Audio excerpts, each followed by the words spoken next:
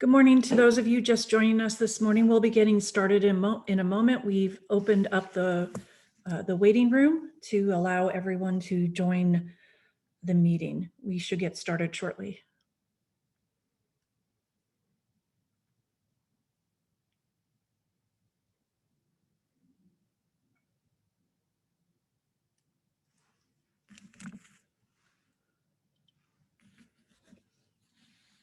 Very well. Good morning. Today is Tuesday, June 8th, 2021. It is 9:30 a.m. This is the special meeting of the Los Angeles Board of Police Commissioners. Madam Secretary, would you please call the roll? Good morning, Commissioner Decker, Present, thank you. Commissioner Briggs, Present. Commissioner Bonner, Here. Commissioner Kalanche, not present, Commissioner Sobroff. Here, thank you.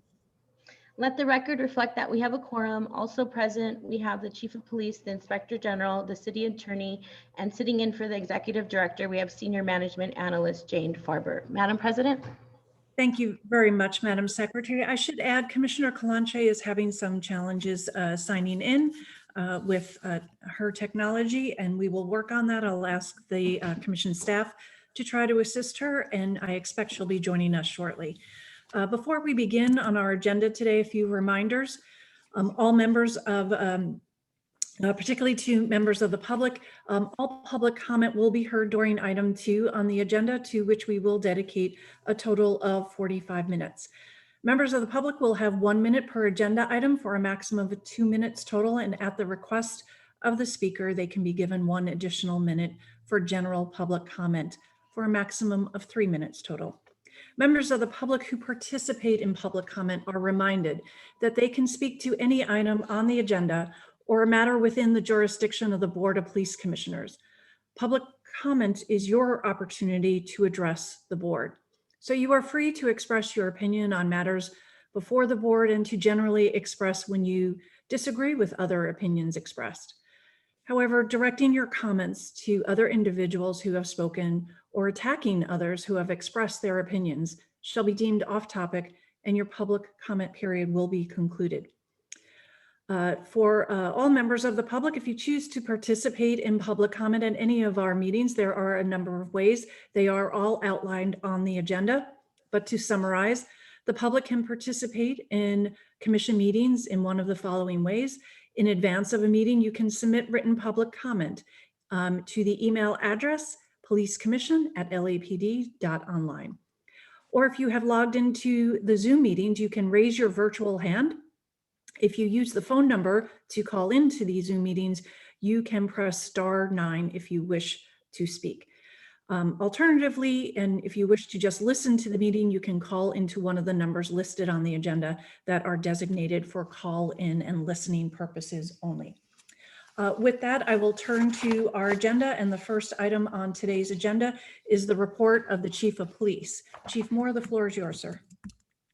Madam President, thank you. Members of the Commission, City Attorney, Secretary General, thank you for this opportunity, as I do each week, to talk about significant events, including a COVID-19 update for the department operations, as well as our crime statistics and personnel strength.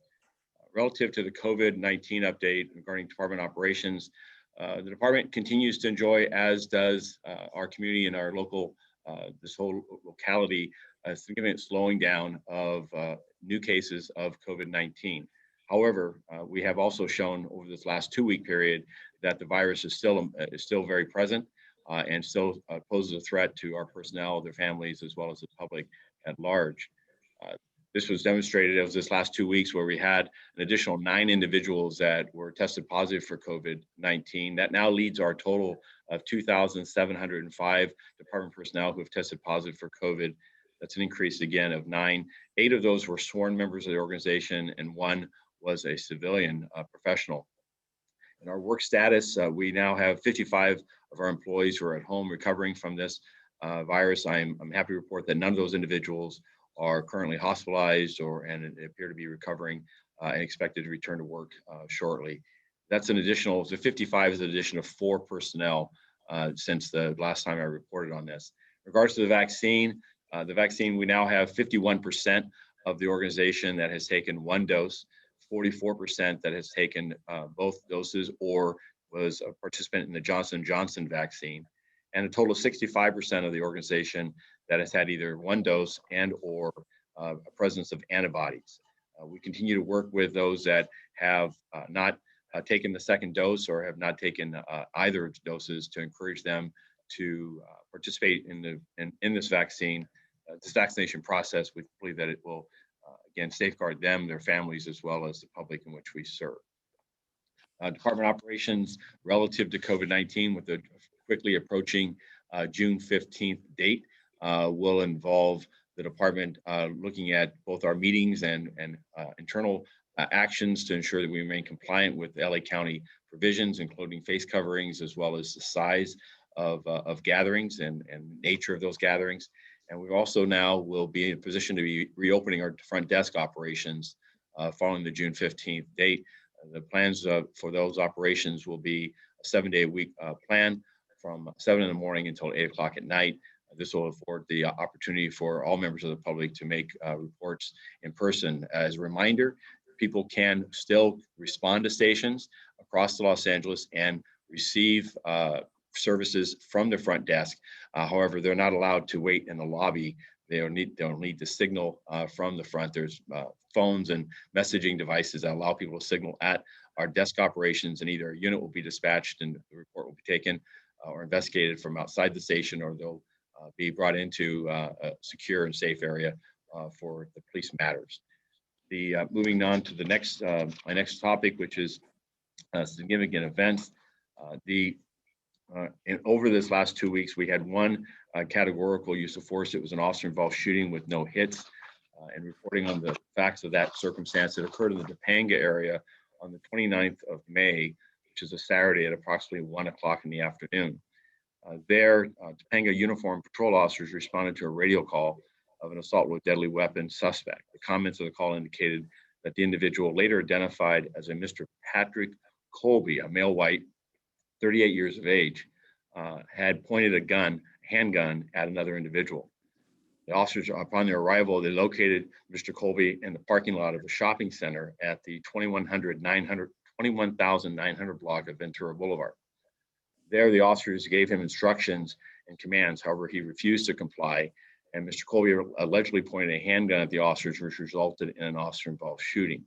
Mr. Colby was not struck, and he was taken into custody without further incident. His handgun was recovered from the scene. No one else was injured as a result of this encounter. Force Investigation Division did respond to this event, are investigating this incident. In regards to officer-involved shootings, that represents the 17th officer-involved shooting for the year. In comparison to the same period last year, we had a total of 16 officer-involved shootings. We've had an increase of 1 additional officer-involved shooting from that period last year. There have been 6 fatalities this year compared to a total of 5 last year. The public may take note that over this last 2-week period, that last year's numbers have surged or increased by 5. That was similar to a set of circumstances where we had in March, early April, where this year we had a concentration of officer-involved shootings in a very short period of time. So in summary, you'll hear more about officer-involved shooting cases and our use of force report later today, but the numbers from this year to last year have now become much closer together. Lastly, I want to comment briefly on an article that was in the LA Times involving the use of alcohol and possession of firearms.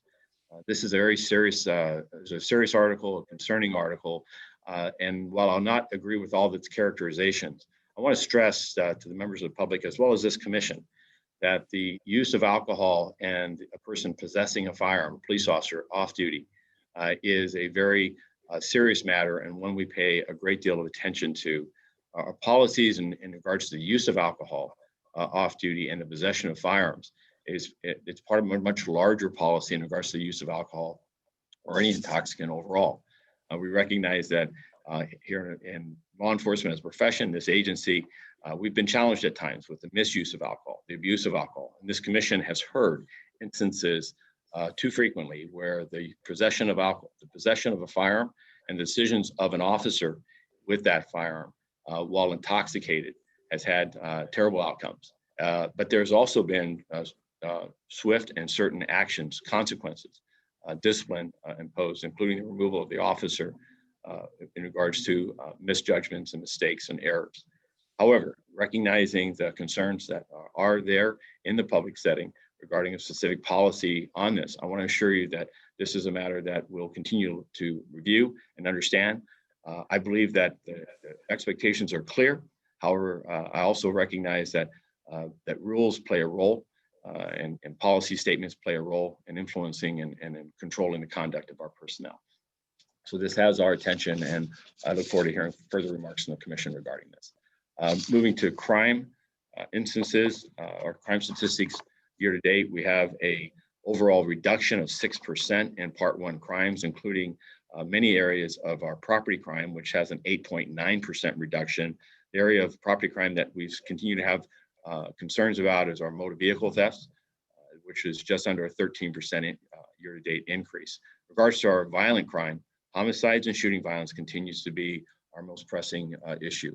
141 homicides this year to date versus 116 last year. That's an increase of 25 additional homicides, which is just under a 22% increase.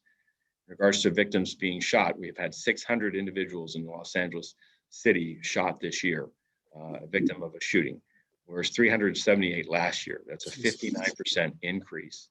And over a 2-year period, that's a 43% increase. When we look at the underlying influences of that, street violence, particularly involving those involved in gangs, continues to be the highest area of concentration.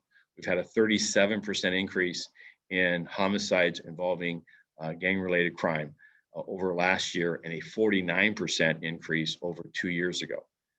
I am pleased that our efforts working with our local detectives, working with our gang enforcement details, working with our metropolitan resources to investigate and apprehend those involved in this shooting violence have had significant increases, double-digit increases.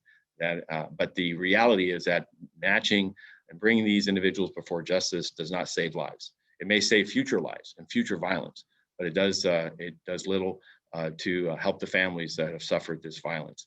So our efforts with prevention and intervention continue.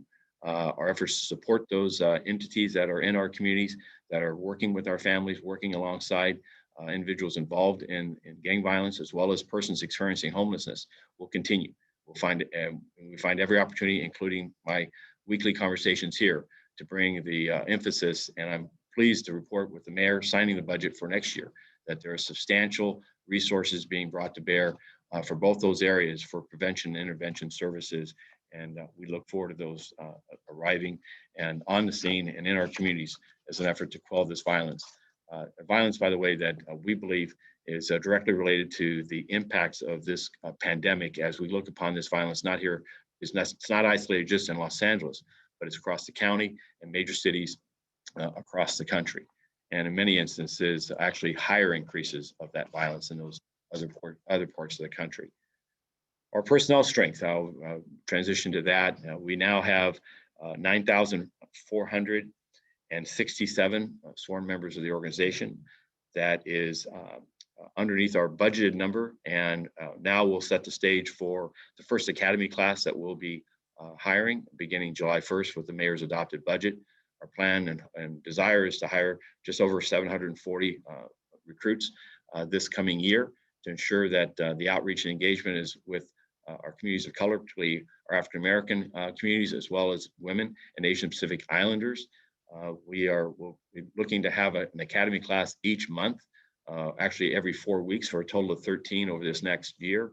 And this will help stem the tide of this continued week after week, month after month reduction in the size of our workforce. In regards to our sworn strength, we are now approximately 600 fewer sworn members of the organization than we were just 2 years ago. In regards to our civilian strength, we're at 2,742. That is 109 personnel below our authorized strength. And I'm happy to report that, pleased and thankful that the council in its final budget deliberations, in addition to supporting the mayor's budget of an authorized strength of 2,851, sworn civilian members, civilian professional class, added an additional 100 professional civilian work class members, particularly in the areas of our custody services operations, as well as our some professional administrative posts, which are going to allow us to identify sworn members of the organization that are currently engaged in those work processes, to allow them to work in a patrol setting and allow for the best use of both the professional civilian work classes as well as our sworn workforce, which is obviously with these reductions been severely impacted with their ability to go out and perform their duties each day across the city. With that, that concludes my remarks, and I'm happy to take comments or questions. Thank you. Thank you, Chief. For me, briefly, with respect to the issues of officers using firearms while under the influence of alcohol, I would like the department to do a report back to Commissioner Briggs and myself as the executive committee on the commission, with the hopes of bringing a full report to the full commission. And the report back to the executive committee, I would like it to contain details on the factual incidents involving the excessive use of alcohol and the use of a weapon or firearm by officers. I'd like a comparative analysis of other cities' policies where we can evaluate the language that is used, the specifics. And really what I'm getting at is I would like the department to report to us all the relevant facts and policies so we can determine appropriate course of action and what to bring back to the full commission. Obviously, no one wants anyone using a firearm while impaired, and a more specific policy, even if they're currently officers are subject to discipline when they engage in conduct using a firearm while being influenced by alcohol, a more specific policy. The time may have come for that. So I would ask you to report initially to Commissioner Briggs and myself so that we can work with the department for preparation of a more thorough report for the full commission to consider. Commissioner Briggs? Chief, the only thing that I would add to that is to please include in that comparative analysis the LA County Sheriff's Department's policy. I understand from the Times article that they might have a policy, so I'd like to see a copy of that as well. Comparative analysis. Absolutely. Thank you. And thank you, Commissioner Briggs. Not necessarily relevant to cities necessarily, but large police departments that may have policies of that nature, whether they're county-based or city-based. Thank you, Commissioner Briggs, for that. That was my only comment to the chief's report. Let me open it up to other commissioners who may want to ask the chief a question. And if I'm not seeing any microphones open, I will then go to public comment. Madam Secretary, please open the public comment queue, and let's proceed with public comment. Thank you. Okay, our first caller is Bill Cotter, followed by speaker ending 3146.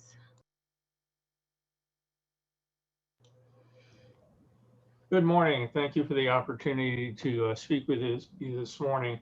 I'd like to address all the items on the agenda, please. Okay, 3 minutes. It continues to be a concern to hear the number of officers that are leaving the department and not being replaced. Don't know what the current situation is in terms of restarting academy classes or beginning the process of getting people in. But as we have more and more experienced officers leaving the city, it's going to be more and more of a challenge to keep the city safe. Tied in tightly to that is the issue of it's great to be talking about officers, but there's also quite a few civilian employees that have been let go, impacted, or left.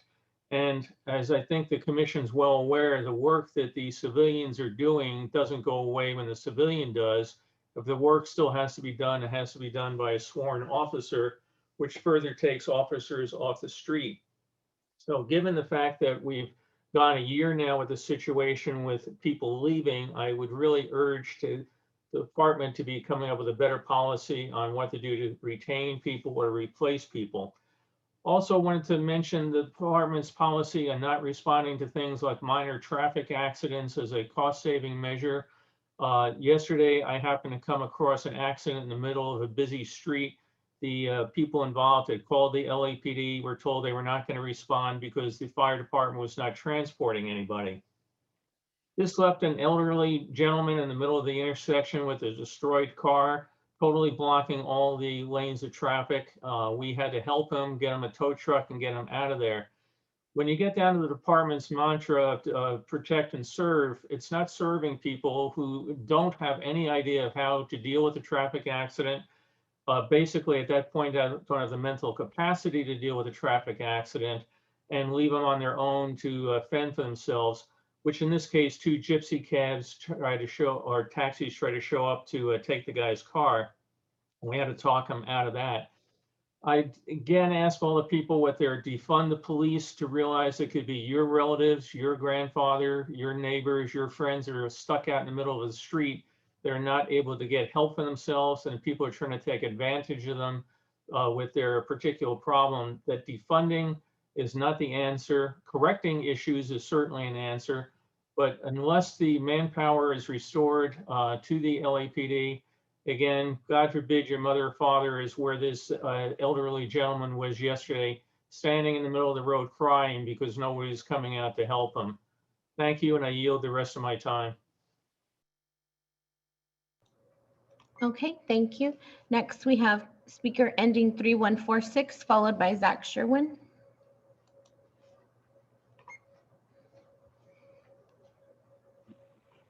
Hi, Hi, what items would you like to speak on?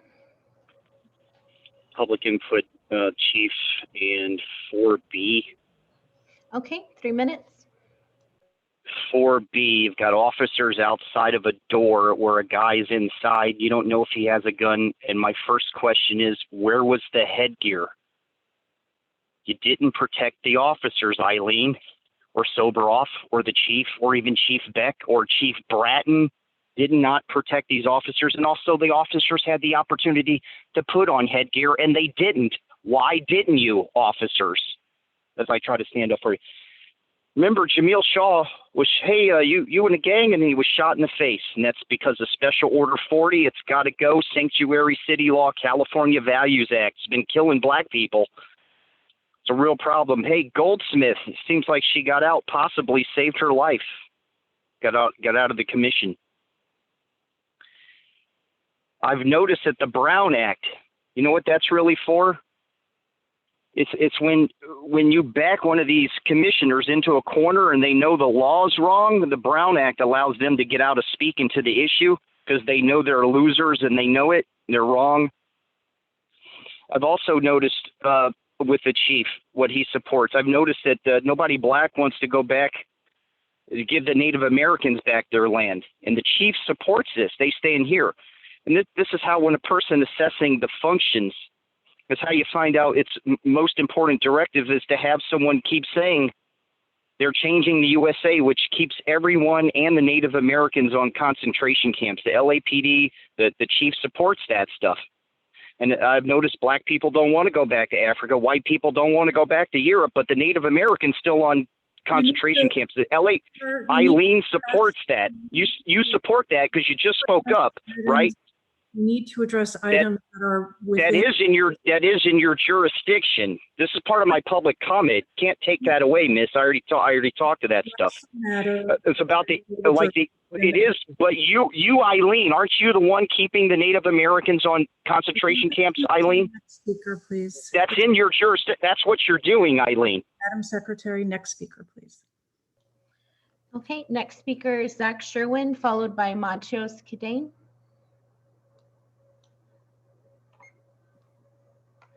Good morning. I'd like to speak on all items, please. Okay, 3 minutes. Thank you. It is so bizarre that, commissioners, that you conduct public comment the way you do. You're a board whose stated mission on your website is giving the public an opportunity to speak, to be the citizen's voice in police affairs. And you're also the board you are the ones who are in charge of overseeing the LAPD, a major police department in our country, at a time when policing is one of the most controversial and hottest issues in the country. You know, wherever your position is on it, it's really prominent right now. And so that is presumably a time, commissioners, when you would want to flex and stretch and expand the public's ability to speak to you. And yet, week after week, for months, you cap the speaking time at 45 minutes, and you don't permit people to speak after each week's agenda item. If you want to speak to an agenda item that gets discussed during the meeting, you have to wait until the next week and hearken back a full 7 days. So you can imagine that if you were a person who wasn't on this board and you were describing its operations to a friend and you presented this set of facts, they would be mystified. The board wants to amplify the citizens' voice in police affairs, and yet they impose this restrictive time limit and they won't let you speak after the agenda items that day. You know, you can imagine this friend saying, what's the board's explanation for why they do it this way? And we both know that the answer would have to be something like, I just can't provide a satisfying explanation for it. Your website doesn't say anything like the Board of Commissioners is committed to expediting its agendas as efficiently as possible. The language on your website says you're the citizen's voice. And so a reasonable person could only conclude that that is your priority. So the fact that you conduct these meetings in this way is just, it makes that statement about being the citizen's voice about as convincing as LAPD's motto being to protect and to serve, which I don't believe for a fucking second that they do either. You certainly have no interest in reining in this out of control police department, which would be an incompetent laughingstock if it weren't for the fact that its flailings are rooted in brutal racism that directly and disproportionately impacts Black, brown, and poor people.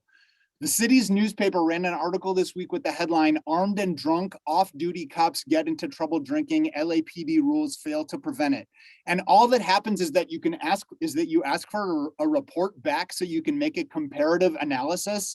There's language about what other cities do in that LA Times article, and you're gonna push off doing anything about it, oversight board, until you get this report compiled and brought back to you so you can determine an appropriate course of action. Chief Moore, you are incompetent and corrupt, a spewer of bullshit. I know you're a religious man. I hope hell is real so that you burn in it. Okay, thank you. Next, we have Machios Kadane, followed by Christian. Good morning. Good morning. What items would you like to speak on? All of them, please. Okay, 3 minutes. All right, first off, Chief Moore, of course your officers are using firearms while impaired. You have no control over them. And while I'm hard pressed to believe that these policies carry much weight with your worst officers, they may be more inclined to abide by such policies if they didn't have such a weak and ineffectual chief. I call on the commission to call on the firing of Chief Moore. Additionally, please, Chief Moore, name the officers that were involved in the attack on the Capitol. I'd like to know if the officers pulling me over are in fact neo-Nazis. Also, we never got the names of the officers circulating the George Floyd Valentine. That was a blatant act of racism, and we should know who they are too, if they're out patrolling these streets. Regarding 3C, the use of force report, why does a report documenting the brutalization of the city's residents look like a high school yearbook? The amount of time and effort spent on these beautiful graphics and the meaningless pages highlighting department principals and the series of officer headshots and aerial action photos showing officers raising arms, it all shows that the LAPD has no concern for substance. You don't actually care about the murder of Black and brown and poor people. You've done nothing to solve these problems. You don't care about the inherent racism in your department. You just want to look like you know what you're doing, like you have a large set of resources. Like it's as if this report is justifying this ridiculous budget. Money spent on graphic designers, on marketing. And additionally, on the reopening of Echo Park Lake, the massive police presence at the newly reopened Echo Park Lake is clearly an act of aggression against folks historically brutalized by the LAPD. And the inundation of cops and the installation of CCTV throughout the park, it doesn't add to public safety, but it does increase the likelihood that a brown or Black person will be criminalized or victimized for simply being there. The participation of police cadets handing out crime maps was a clear performative attempt at what the LAPD will label community engagement. The chipper and saccharine attitude of Mitch O'Farrell and the other police officers in attendance, it only amplifies the absurdity and horror of the night in which these officers displaced Lake residents, arrested journalists, broke the bones of protesters. The fence that still stands around the park serves as a reminder of what the LAPD exists to do. that is there to keep out the people they deem undesirable, which is usually just Black, brown, unhoused, poor folk. Lastly, stop limiting public comment to 45 minutes. It's a ridiculous amount of time for a city this size. Why are you listening to public comment before we've heard you discuss all these items on the agenda? Like, it's a ridiculous model. Additionally, give us some input as to when in-person commission meetings are going to resume. It seems like the rest of the city is opening up. I don't understand why you're so hesitant to allow your citizens into a public forum. Fire Chief Moore, I yield the rest of my time. Thank you. Okay, thank you. Next, we have Christian, followed by Q Jean Marie.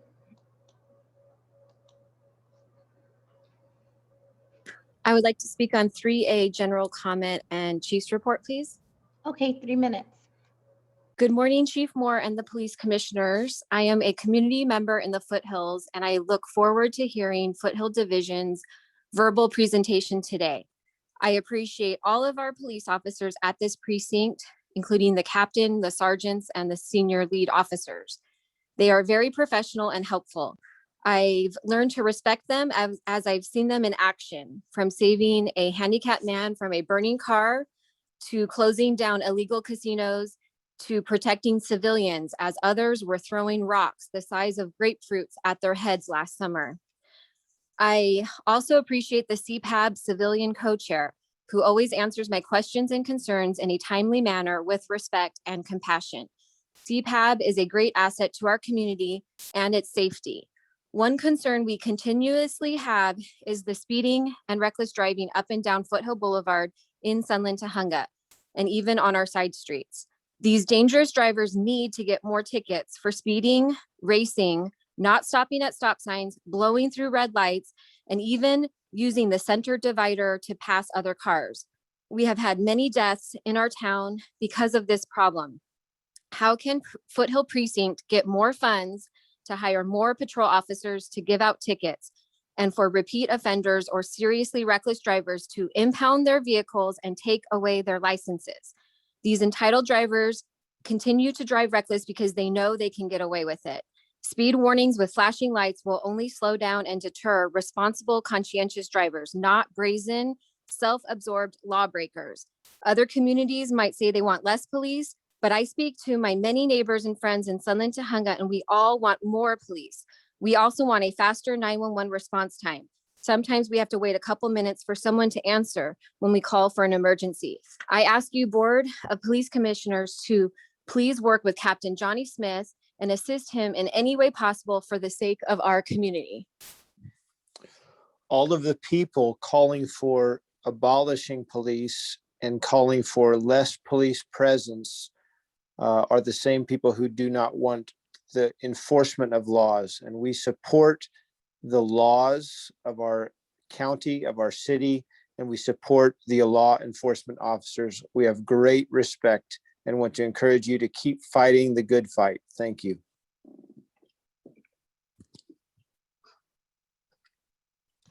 Okay, thank you. Next, we have Q Jean Marie, followed by Jason Reedy.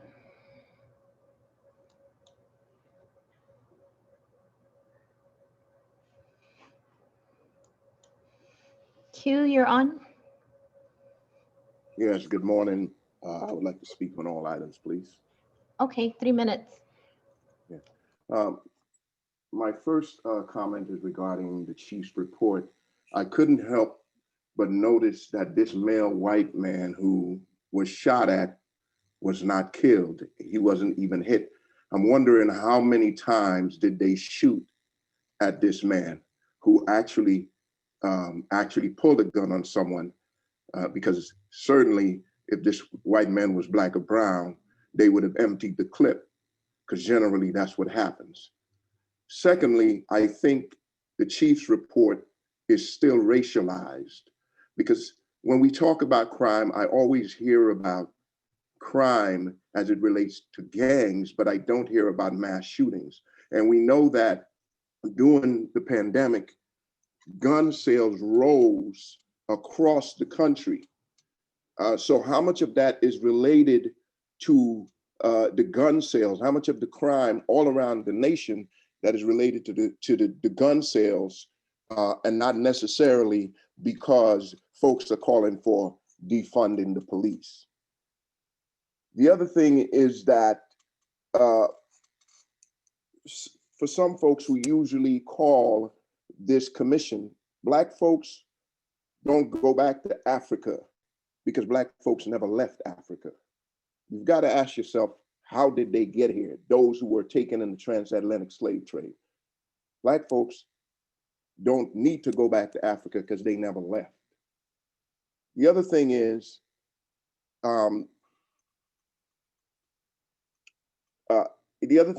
it is a privilege actually to want more police in your community. That is an actual privilege. And it is a privilege because that means that police in your particular community don't profile you. That means they don't treat you differently because of your race. That means when they pull up within seconds, they don't shoot you. And so we understand why you would want more police and why we wouldn't, because no one likes their abusers. No one wants more of people in their community that abuses them. This is not rocket science. It's not up for debate. We know that police brutality has been an issue in this country since the deputizing of white mobs. And so I would love for the chief to expand his crime report and look at it in context. They love to say all lives matter, except when it comes to crime. When it comes to crime, it's only Black crimes that matter. I yield the rest of my time. Okay, thank you. Next, we have Jason Reedy, followed by P. Miller.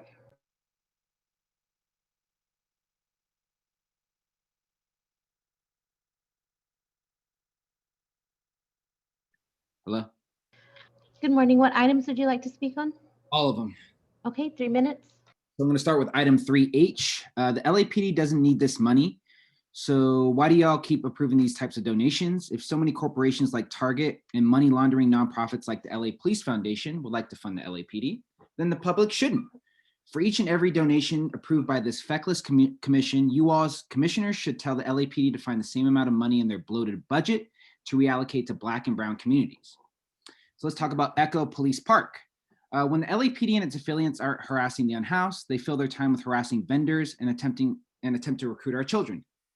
Street vendors continue to be banished, and these vendors that provide a real service to the community continue to be harassed with citations around obstructing the public right of way. But I've seen LAPD vehicles in the walkway of Echo Police Park, so why do they get a pass? Would love to know why it's necessary for an LAPD vehicle to drive through a park. In fact, these fences are in the public right of way. So will Mitchell Farrell get a warning? Will these officers get a warning? And it's very clear that LAPD is both the biggest danger and the biggest waste of resources at the park. We've seen LAPD officers speaking and interacting with children. Need I remind this commission about the past of some of its officers when it comes to children? Kenneth Collard molested a fellow LAPD officer's daughter. Robert Kane raped a 15-year-old youth cadet. Montes de Oca sent lewd messages and photos to a 16-year-old recruit. Ronald Bernard, Dennis Stur, I could go on, way past my public comment listing the names of officers who have preyed on our children. Also, why are we paying for the LAPD officers to go around doing PR and handing out their bullshit propaganda while their unhoused siblings stay literally on the streets surrounding the park? Again, a waste of resources. Crime can be prevented by removing the LAPD from Echo Park Lake. Chief Moore, we saw you walk the boardwalk this past week in Venice with the goal of listening to the community you claim to serve. But what is apparent week in and week out is that the community is calling for you to resign. I saw you clearing out those ears earlier, so maybe you can hear this loud and clear. Resign, leave now. We're also getting word that the head of the Banditos, Alex Villanueva, is sending his deputies to Venice. So you are willingly allowing gang members into our community to partner with your racist officers to harass the unhoused. And then your officers coordinated with the police puppet for mayor, Joe Buscaino, to create a false narrative around a knife attack. But again, your officers got exposed for fabricating the whole thing. A department of lies led by a lying loser, Chief Moore. You need to go. You look done. And then Commissioner Decker, it's time to resume in-person police commission meetings. You have hid behind these screens for far too long. And while the rest of Los Angeles is going back to quote unquote normal, the police commission has been hesitant to share its plans to resume in-person meetings. On May 11th, the LA City Council said that they would resume in-person meetings on June 15th, a week from today. So set a timetable for today. Soboroff, I saw you tweet about your new kicks. We're going to kick your ass off this commission sooner than later. You take 11,000 steps every day as a result of licking each and every LAPD officer's boot in your neighborhood. Fuck you.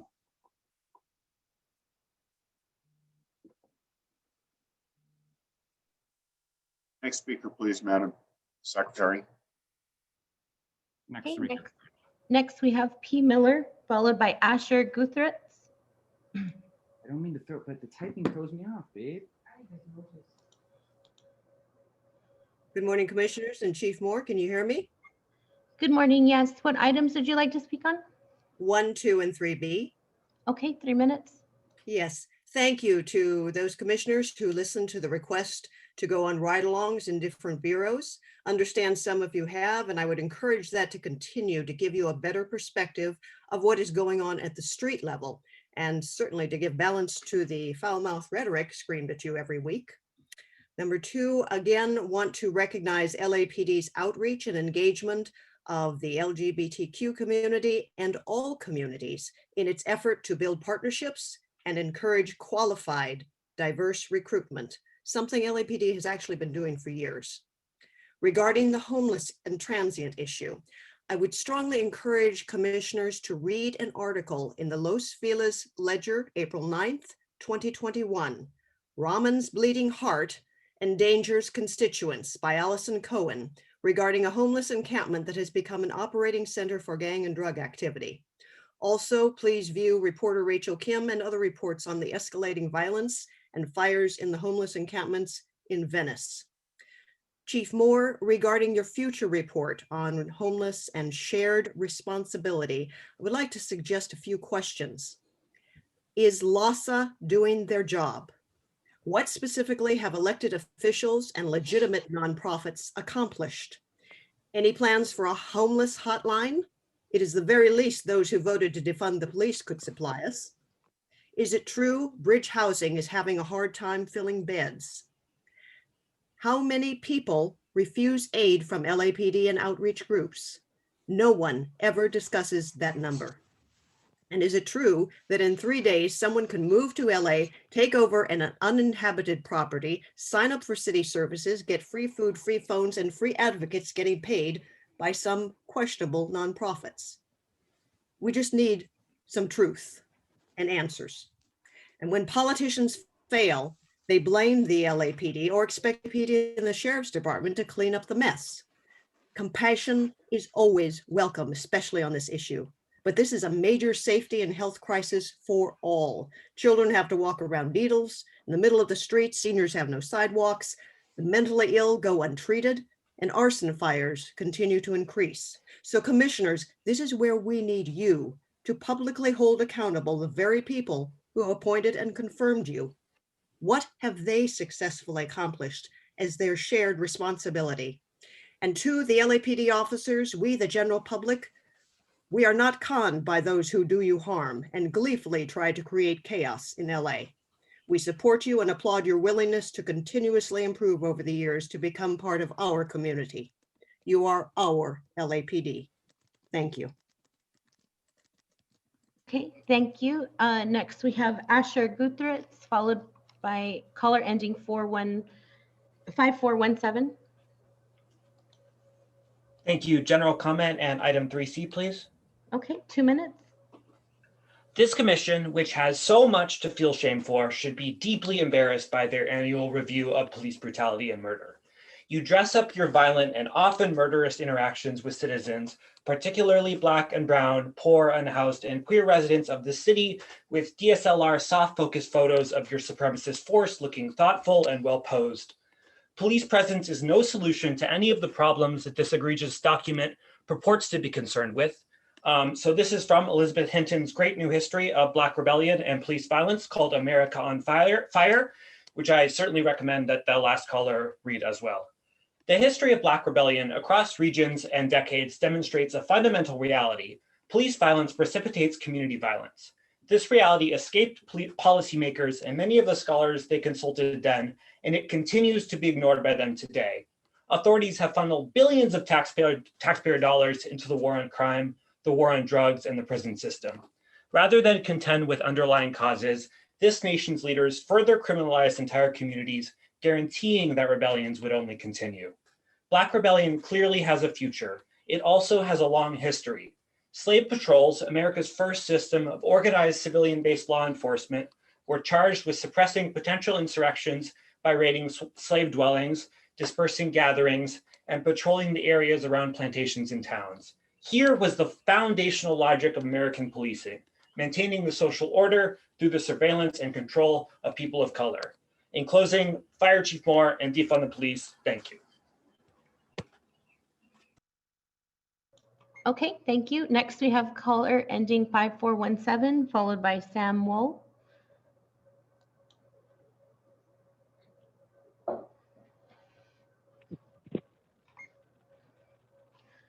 Hello, can you hear me? Yes, we can hear you. What items would you like to speak on?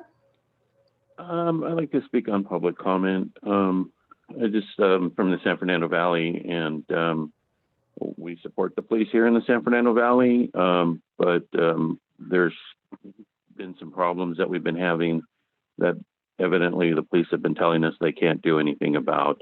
I've been threatened several times. I've only had one report done, and we just need to know what the process is.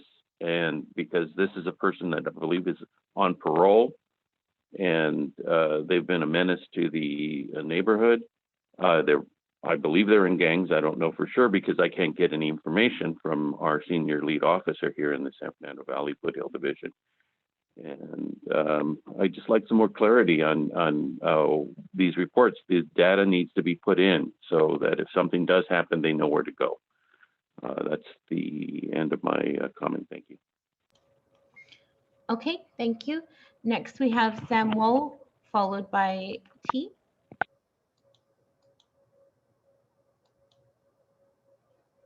What's up, committee? First off, Chief Moore, you're going out. You're fired. You're racist and mismanaging what is also a racist and unmanageable LA Police Department. You and the committee and the whole police department obviously are not listening to the community and what we want you to do, which is resign immediately. So step down, do yourself a favor, unplug your computer, pack it up, and walk out of this meeting right now and resign.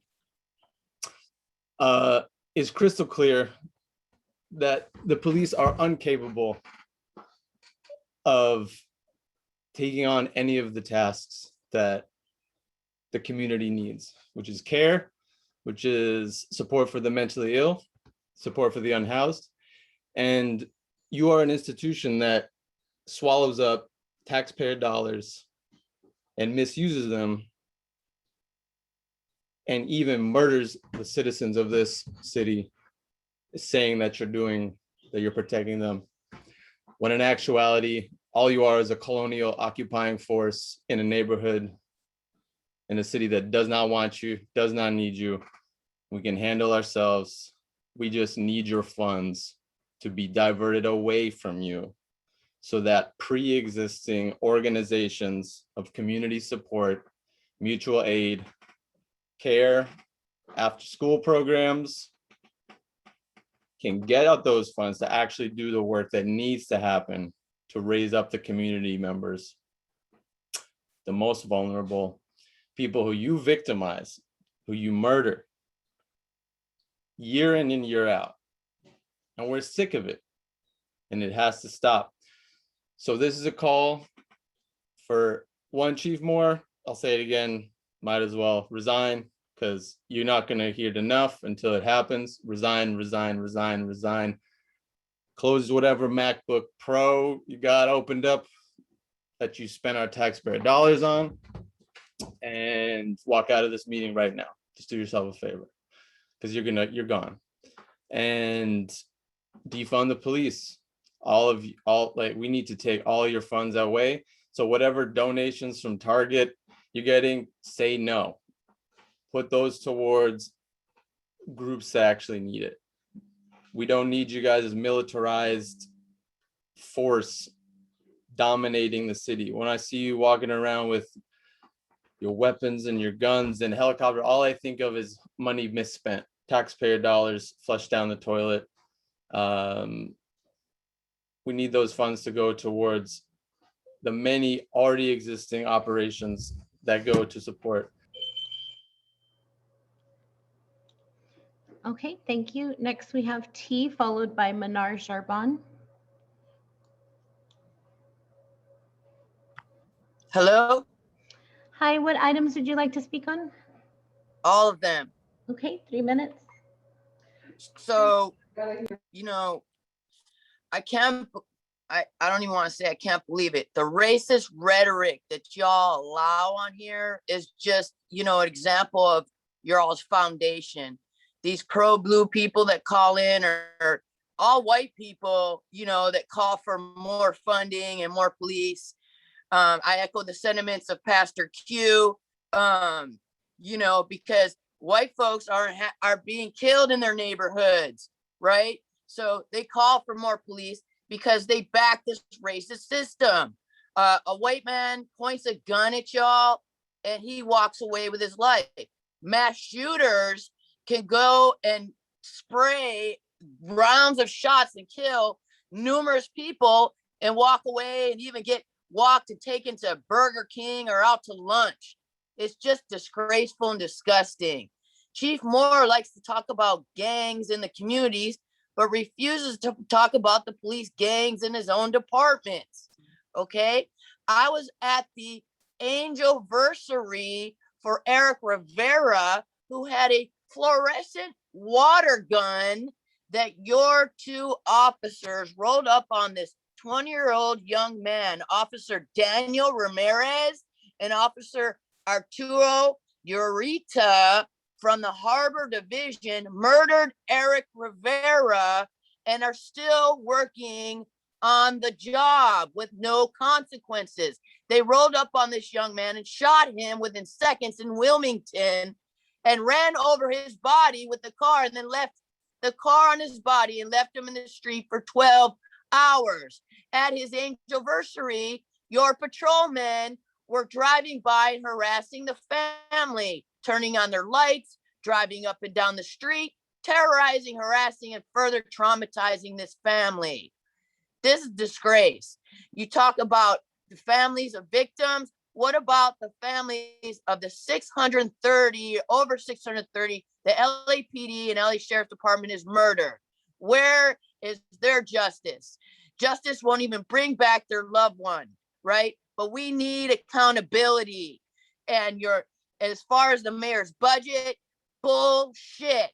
Y'all are eating up the resources that our communities desperately need. Why would you say to defund the police? White people get the resources they need in their neighborhoods. Black and brown don't.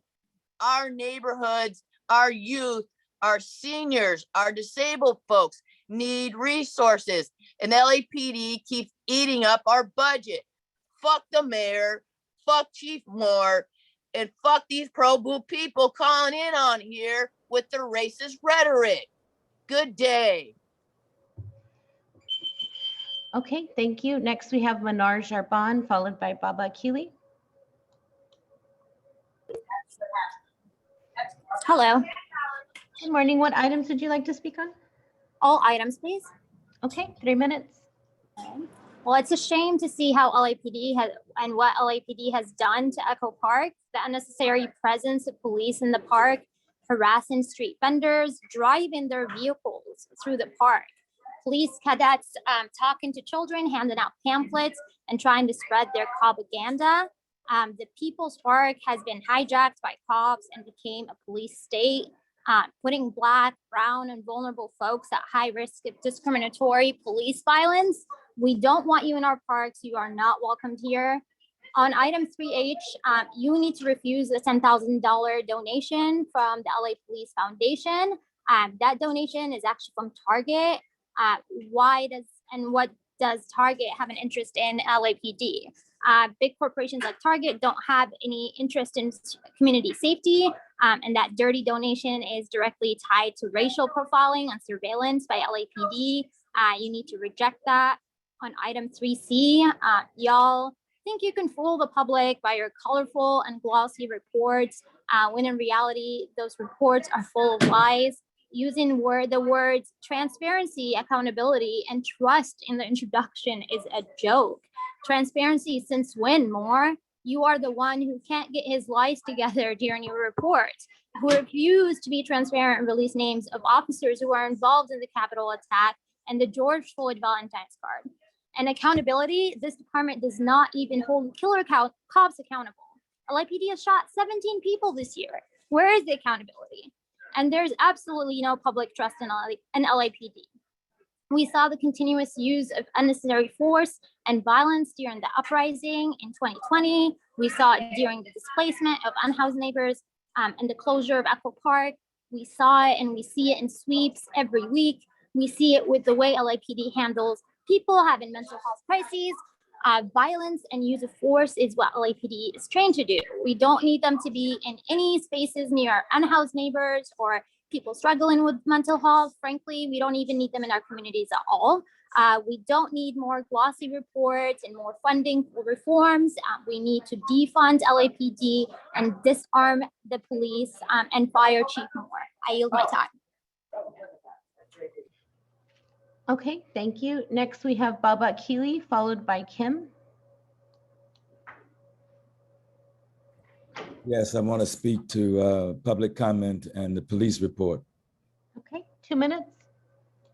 There's almost no other time when a person points a gun at the police and walks away, but yet this white guy walks away. That was not the case with Keith Birthday, who was a passenger in a car and the police killed. Nor was that the case with Grishario Mack, who had no weapons. So this notion and dual application of the use of force is hypocritical, and it's what the LAPD is known for.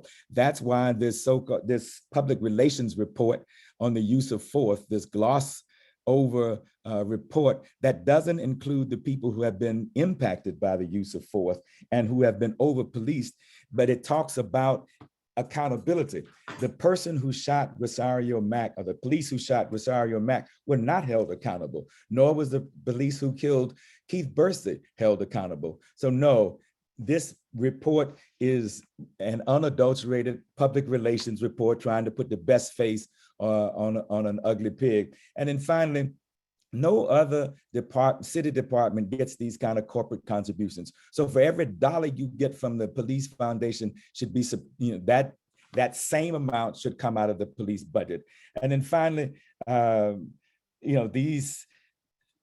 question of accountability is still on the table, and you heard people talk about who sent that postcard.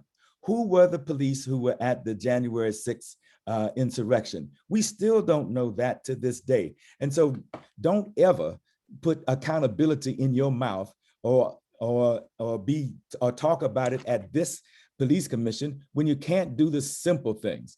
So that's my time, but it's frustrating to sit here for hours to get this 45-minute time to present. Open these meetings up and allow the public to come in. Okay, thank you. Next, we have Hamid Khan, followed by Adam. Looks like Kim dropped off. Let's see. Hi, can you hear me? Hi, yes. What items would you like to speak on? All of them. Okay, 3 minutes. Yeah, I want to start off by speaking about the donations, and particularly the Target Corporation that has been one of the major funders of LAPD.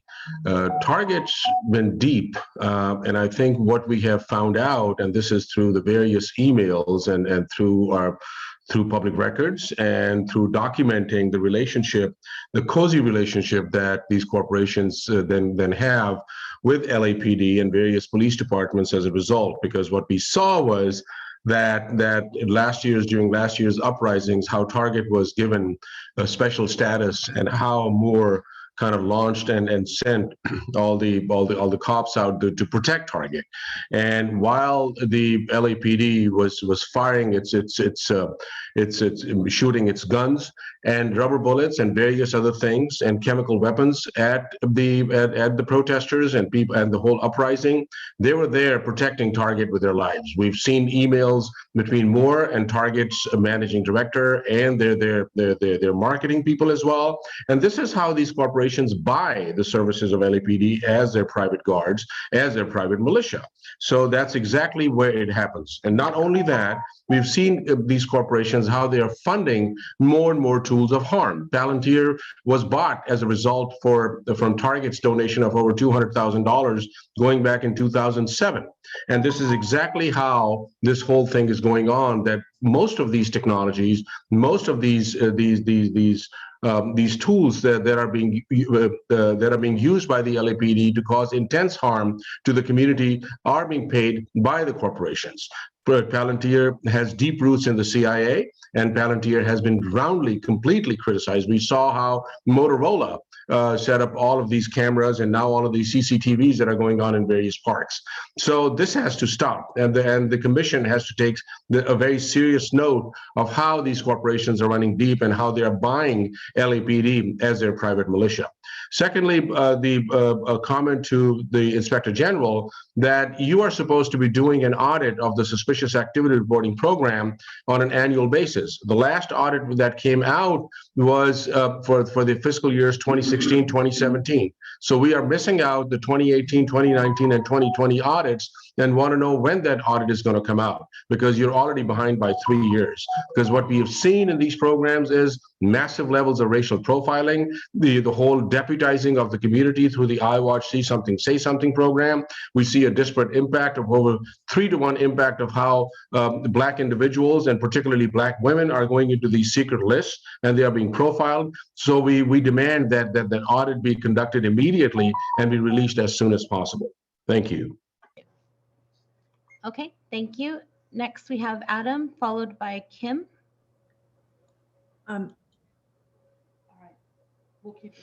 Actually, oh, all right. Well, let's proceed with Adam, please. Okay.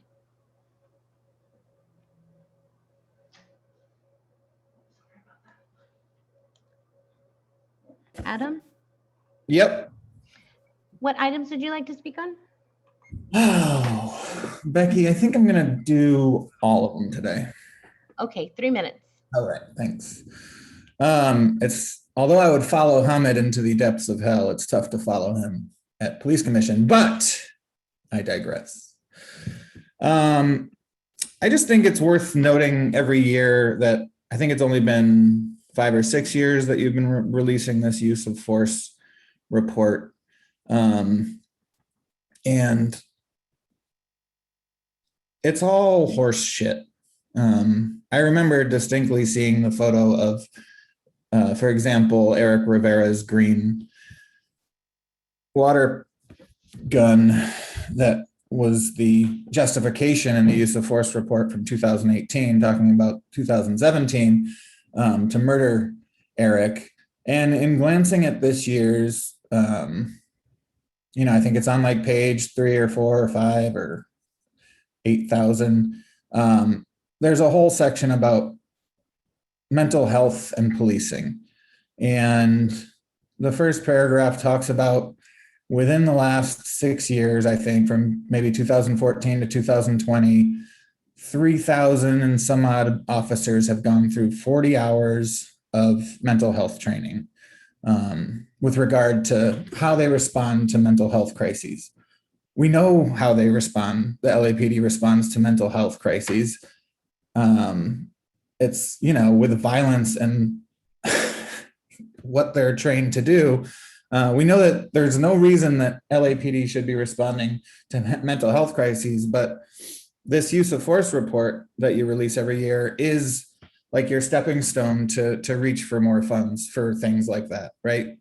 You have, a third of the department has been trained, which means to you that, the other 2/3 have to be trained, which means more money. We keep seeing day by day police chief and politicians and Steve Soboroff on Twitter talk about the violence that's plaguing our city. But no one makes the correlation. Well, you make the correlation that you need more LAPD and LAPD needs more funding, but you don't make the correlation that, year by year, the funding for the LAPD keeps going up. And so the LAPD sucks at their job, or it's not their job. And I think it's the latter. They aren't here to prevent crime or stop crime or whatever you call crime. Yeah, Dale Bonner, do you know what the $10,000 from Target is about? Did you know that it's from Target? Does anybody care? We don't want reform. We want defund. Like my old grandpappy used to say, I don't spend 18 sweltering hours every day working in a grapefruit-sized rock quarry to then see my tax. Madam Secretary, we've concluded our time allotted for public comment, but you previously had identified a speaker by the name of Kim. If Kim is in queue and wishes to speak, we should allow that, given that Kim's name was called out. Kim is no longer in queue. Okay, very well. Then that concludes public comment. Thank you to everyone who participated today. Briefly with respect to when we will return to the commission room for meetings, as I stated previously, we will continue to monitor and adhere to federal, state, and local guidelines. Above all else, we will be careful to ensure to protect the health and safety of the public, commission staff, commissioners, and members of the department. We are currently working with the Department, Information Technology Agency of the City, General Services Department, and the City Attorney to ensure compliance with virtual access, participation, and transparency. When we do return to the room, the commission room, it will be consistent with county guidelines, city guidelines, CDC guidelines that are all offered, and we will be consistent with governor's executive orders, Cal OSHA regulations, and the evolving guidelines offered by state and county health officials about which we don't have yet. All of this will affect the physical and operational protocols and the timing of the reopening and the accessibility to staff and members of the public. We continue to work on this. We are diligently working on it, and we all look forward to getting back to the room because the more we stay on this online environment, the more we recognize the significant cost that all of us have borne over the last year as a result of COVID-19. And we all wish this time period to be over as soon as possible. With that, we will turn now to the regular agenda items, beginning with 3A. I understand, Madam Secretary, that we have Captain Johnny Smith and his co-chair of the CPAB out in Foothill Division, who are prepared to come forward and make a brief presentation today about the activities in Foothill Division. Welcome, Captain Smith, along with your co-chair. Captain Smith, I see you've been brought forward. There you go. We can now see you and your microphone's on, and hopefully we'll have your co-chair with us shortly. And I see he's being brought forward. So the floor is yours, Captain Smith. Well, thank you, Commissioner Decker. And I'd like to say good morning to the honorable members of the Police Commission, Chief Moore, Inspector General Smith. And thank you for letting me have this opportunity to present the efforts of Foothill Division for Safer Los Angeles. It is great pride that I work here and represent the community robustly. Foothill area is approximately 46 square miles, about 184 residents that we serve. Communities that we serve are Pacoima, Sun Valley, Shadow Hills, Lakeview Terrace, Sunland, and Tahunga. Our crime stats are doing pretty well overall. As the chief mentioned, that the city overall is up 13% in GTAs. We're actually down 15% overall. We're down 0.3% in aggravated and total violent crimes, but up 11.7 in ag assaults. Property crime is down 17.3%. So we are leaning into the crime fighting efforts, but in a collaborative fashion. This is not the LAPD success, it's the community success by doing mass education and working in collaboration to get to those numbers. As you well may know, that we have 3 city councils that we work with. We have Council President Nuri Martinez at CD6. We have CD2, which is Budget and Finance President Paul Kokorian, and CD7, which is Public Safety President Monica Rodriguez out of Council 7. Our borders are the San Fernando Valley to the west, North County and Glendale to the north, Satacoy Street borders Burbank, and we also border the Glendale section with Glendale PD. So we have a multitude of different agencies, including the San Fernando PD that we work with closely. We currently have over 60 volunteers. That's a 30% increase from what we had about a year ago.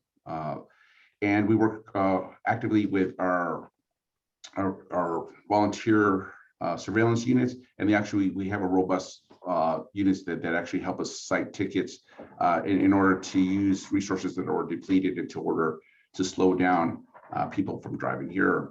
In the San Fernando Valley, we try to have people slow down. Other parts of the city, we have it trying to speed up.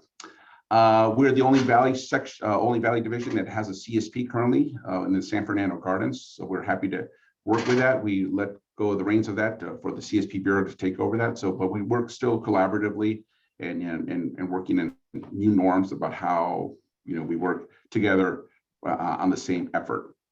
Currently, we're working with Boys and Girls Clubs, letting them lead on a lot of our youth programs and putting them together with people that want to help out.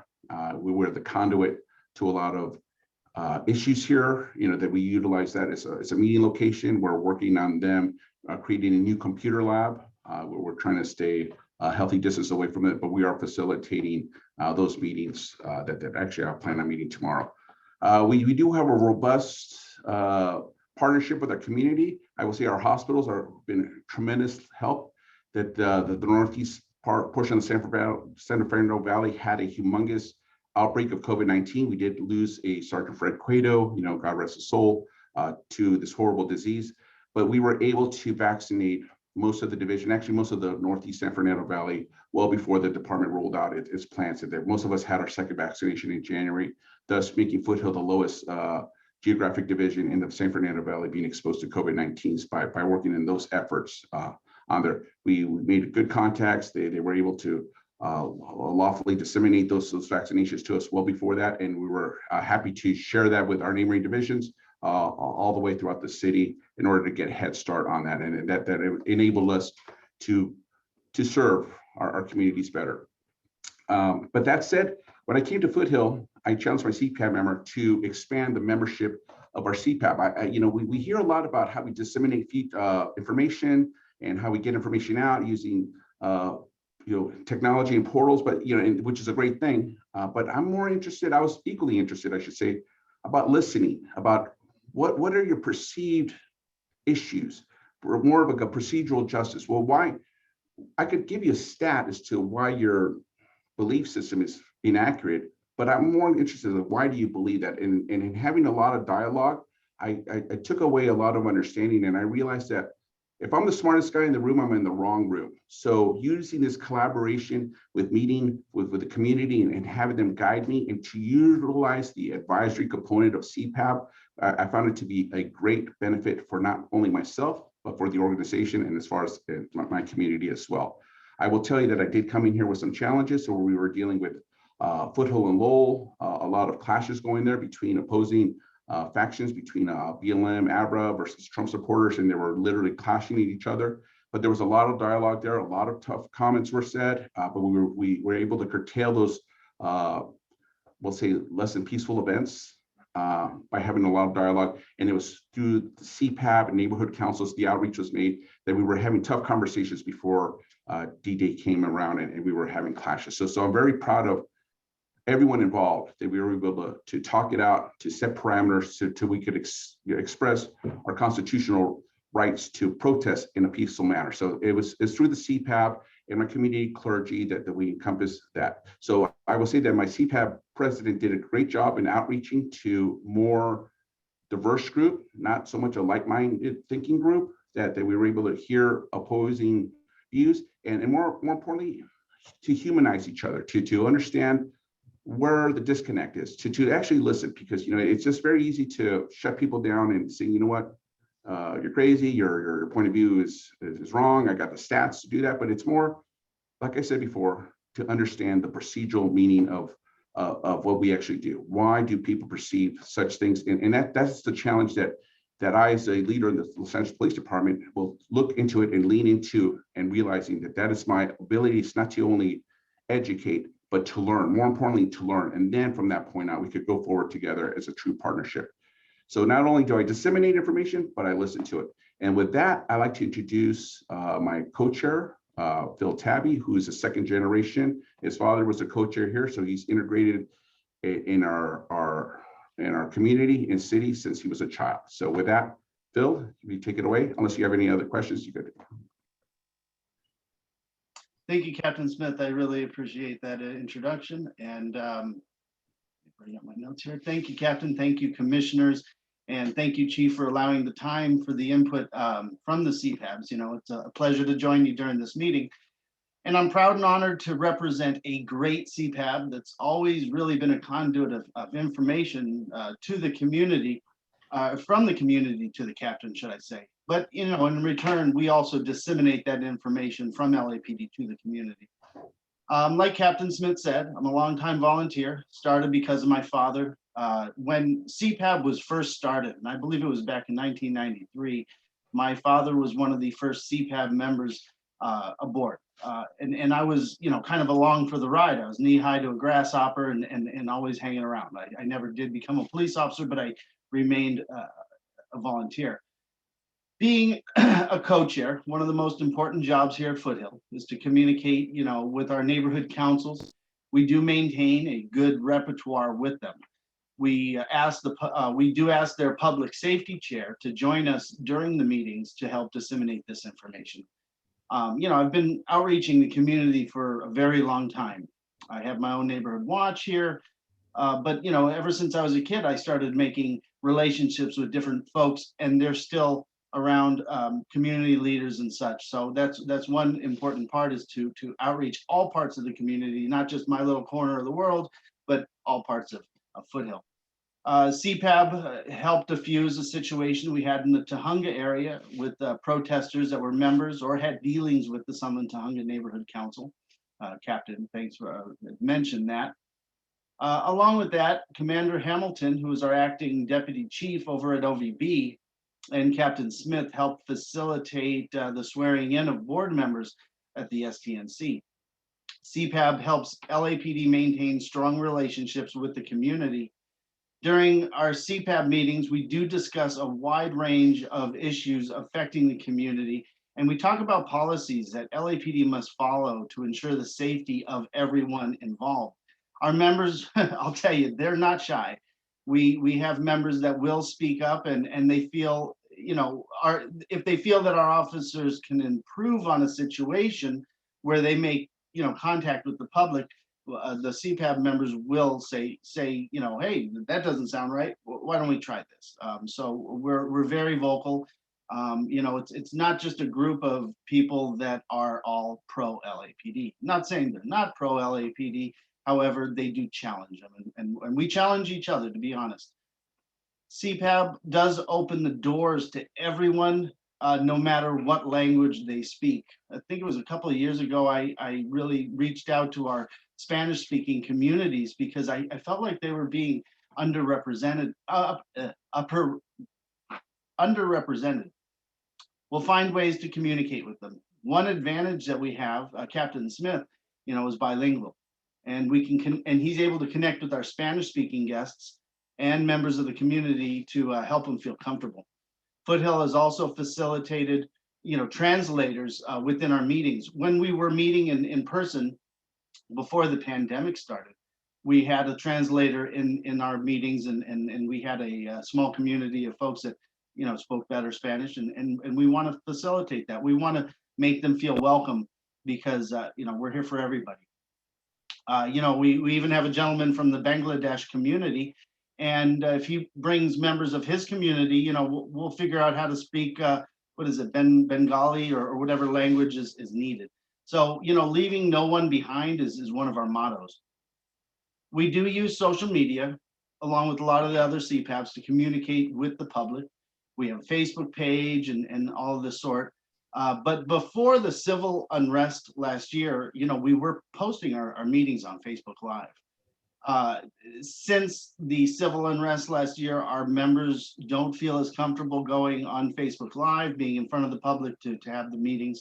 However, things have been calming down a little bit, and hopefully we'll get back to in-person meetings, and we'll bring those meetings back live to the public. One of our, a matter of fact, one of our CPAB board members, he first started working with LAPD back in 1965 as a National Guardsman in the Watts riots, assisting LAPD as they protected LA Fire as they fought fires. Roger frequents community pages and hosts 3 of his own community pages, and he gets that information out to LAPD, one of our ways we use social media. We also are able to get crime stats, and we share it with the community to keep them up to date of what's going on in the Foothill area.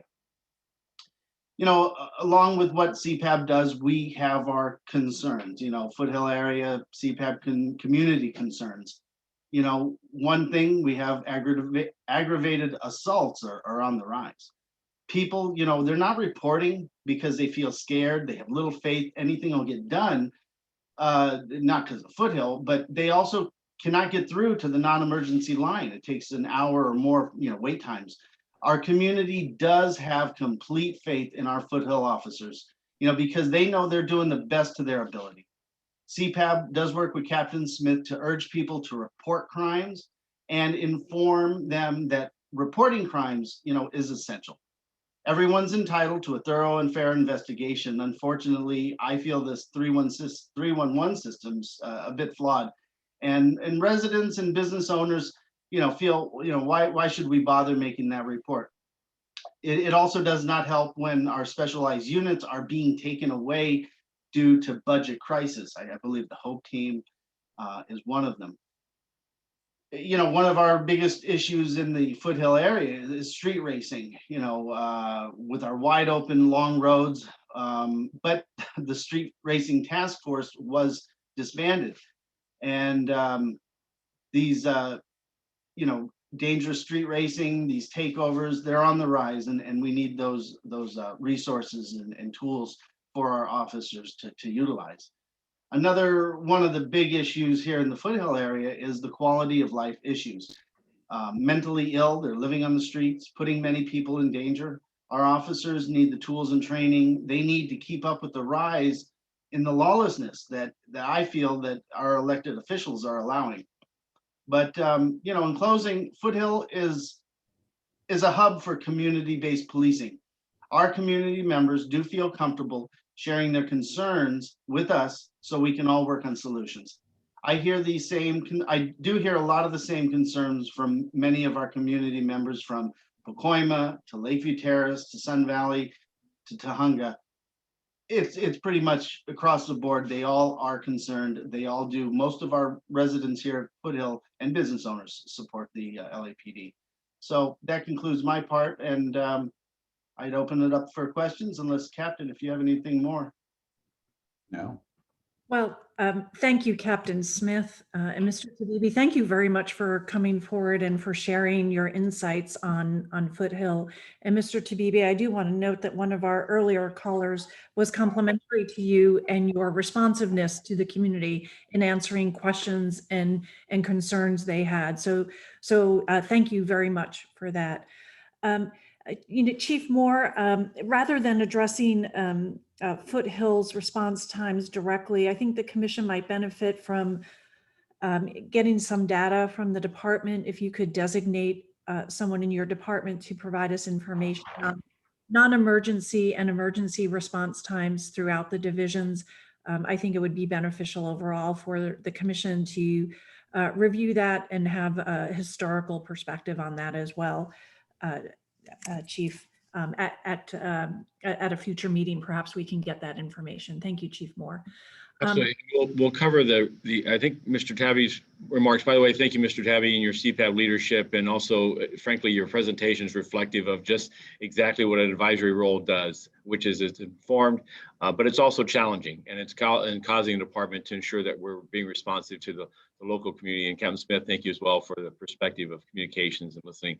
But it goes to the wait time on a 311 call and a non-emergency call, in addition to the response time. So we'll expand that to that, because I think that's one of the most pressing issues is the wait time we have in a non-emergency call. And as I reported a couple weeks ago, we know we're challenged on 911 response time as far as answering that call to meet state standards, but we'll certainly will come back with that information. I think it would be helpful for everyone on the commission to see the big picture and see it across the entire city as well. And obviously we want to make that information public. But I concur with Chief Moore that the issues you brought up are very important. We certainly want to ensure the department and the commission are addressing the issues in Foothill, and hearing from you and having you take the time today to present is extremely meaningful to all the commissioners. Commissioners, I'm going to open up and ask you if you have Commissioner Briggs, sir, the floor is yours. Thank you, Captain Smith and Mr. Tabibi. I really appreciate you coming forward. You touched upon something in addition to the response times, which I understand the chief's going to look into and report back to us. But you touched upon something else that is happening here in the Valley Bureau, and that is the street racing. This is the third time that I've heard it mentioned. When I visited the Mission Division just recently, Devonshire, and now Foothill. I hear that it is extremely problematic, that there are takeovers during the Friday, Saturday, and Sunday nights of streets. In fact, here in the Devonshire Division, there was almost an incident where some of the homeless encampment on Balboa and Devonshire were almost injured by those street racing. So I do recognize that as a problem. And is there a possibility, and this is for Chief Moore, Captain Smith, Mr. Tabibi, is there a possibility that we can have some sort of task force with the CHP, the Sheriff's Department, and others to work on this problem? Because it is, as they say, increasing, and with the summer months, we certainly expect it to increase more out here in the Valley. So whoever wants to respond, I would appreciate it. I'll take it. The traffic divisions have formulated a task force that's been in existence now for more than 2 years. Their staffing numbers of those are taken from primarily traffic commands.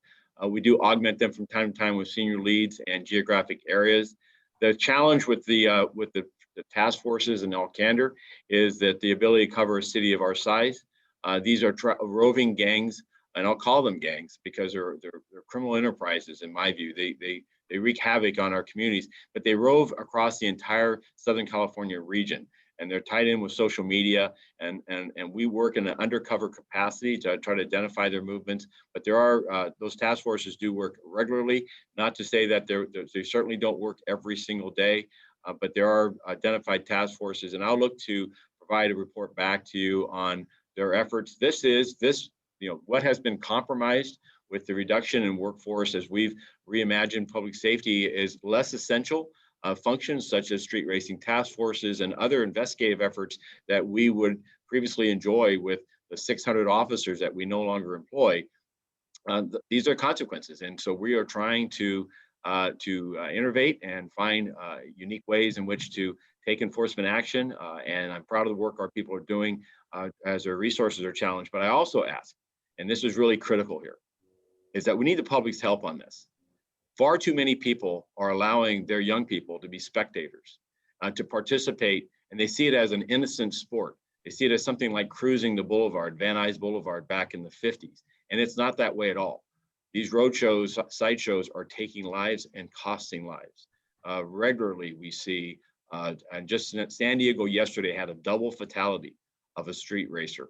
And we had a person last night, a grandmother with 2 children in the back of her car in North Hollywood, that we believe was involved in a vehicle that ran a red light that we believe was likely involved in street racing. So there are real consequences of this, and enforcement is a key, but so is depopularizing this and making this a something that people are ashamed of rather than they brag of. Thank you, Chief. I have no further questions. Thank you. Thank you, Commissioner Briggs. Any other commissioners, questions or comments? Well, very well. Oh, Commissioner Bonner. Sorry, sir. Yeah, thank you. Appreciate you both being here with us this morning. Two questions. One is both of you mentioned using the CPAB platform as an opportunity to hear from the residents. And yeah, can you speak to, you spoke to some of the top concerns around quality of life issues and the racing on Foothill Boulevard and so on, but can you just generally characterize any of the ongoing issues of or points of disagreement? In other words, are there some major themes that you tend to hear about from meeting to meeting or over time that represent some differing points of view? We've had a few, oh, go ahead, sir. Well, go ahead, Phil. If you want to talk about the communities components, I'll talk about that law enforcement one. The community has come to our meetings, certain members, and I can't recall instances, to be honest. I can get back with you on it, on what the disagreements were. It really has to do with LAPD policy and gosh, I can't think of anything in particular. I'll take it from here, Phil. Yeah. So Commissioner, I was speaking in my earlier remarks about the perceived response. We'll talk about response time. Like the citywide right now, the average time is as of our last extraction was 6 minutes of our response time, 21.3 or code 2 and 51.9 at a non-coded. And here at Foothill, although the city's average is 21.3, we are at a 19.1 response time, 6.3 on there. So the department actively gives us the opportunity to monitor our response time so we can have a beat on what's going on. Now, I will educate people on the numbers, but again, it's what people feel that is equally important. It's like when they call and they feel like they're not getting response time, there's something that needs to be, a discussion that needs to be had, because quite frankly, I knew at a very early age that there could be a murder 2 blocks away, but people are more concerned about the car that's left unattended for a couple days. That's their biggest issue right there. So people are, you have a vast array of a plethora of problems, because it's concentrated on what they see in front of them, what they perceive as the problem. If they see homeless down the street, it's a homeless issue. If they see street racing, it's a street racing issue. It depends on where you live. It depends on the eye of the beholder, if I may. But they're all equally important concerns. Unfortunately, we do have to triage on what we can respond. Dealing with violent crime, quality of life issues fall just below that. Well, are you? What I'm still again trying to envision, say, if I were participating in a meeting and we're hearing some conversation amongst CPAB, whether they're members of the CPAB or just community members participating. I can imagine that being discussed as an issue of concern, so to speak. What I'm trying to get a little better flavor for is what are some of the things that you hear the community themselves disagreeing about. So maybe there's some people who think the response time is fine, and some who don't.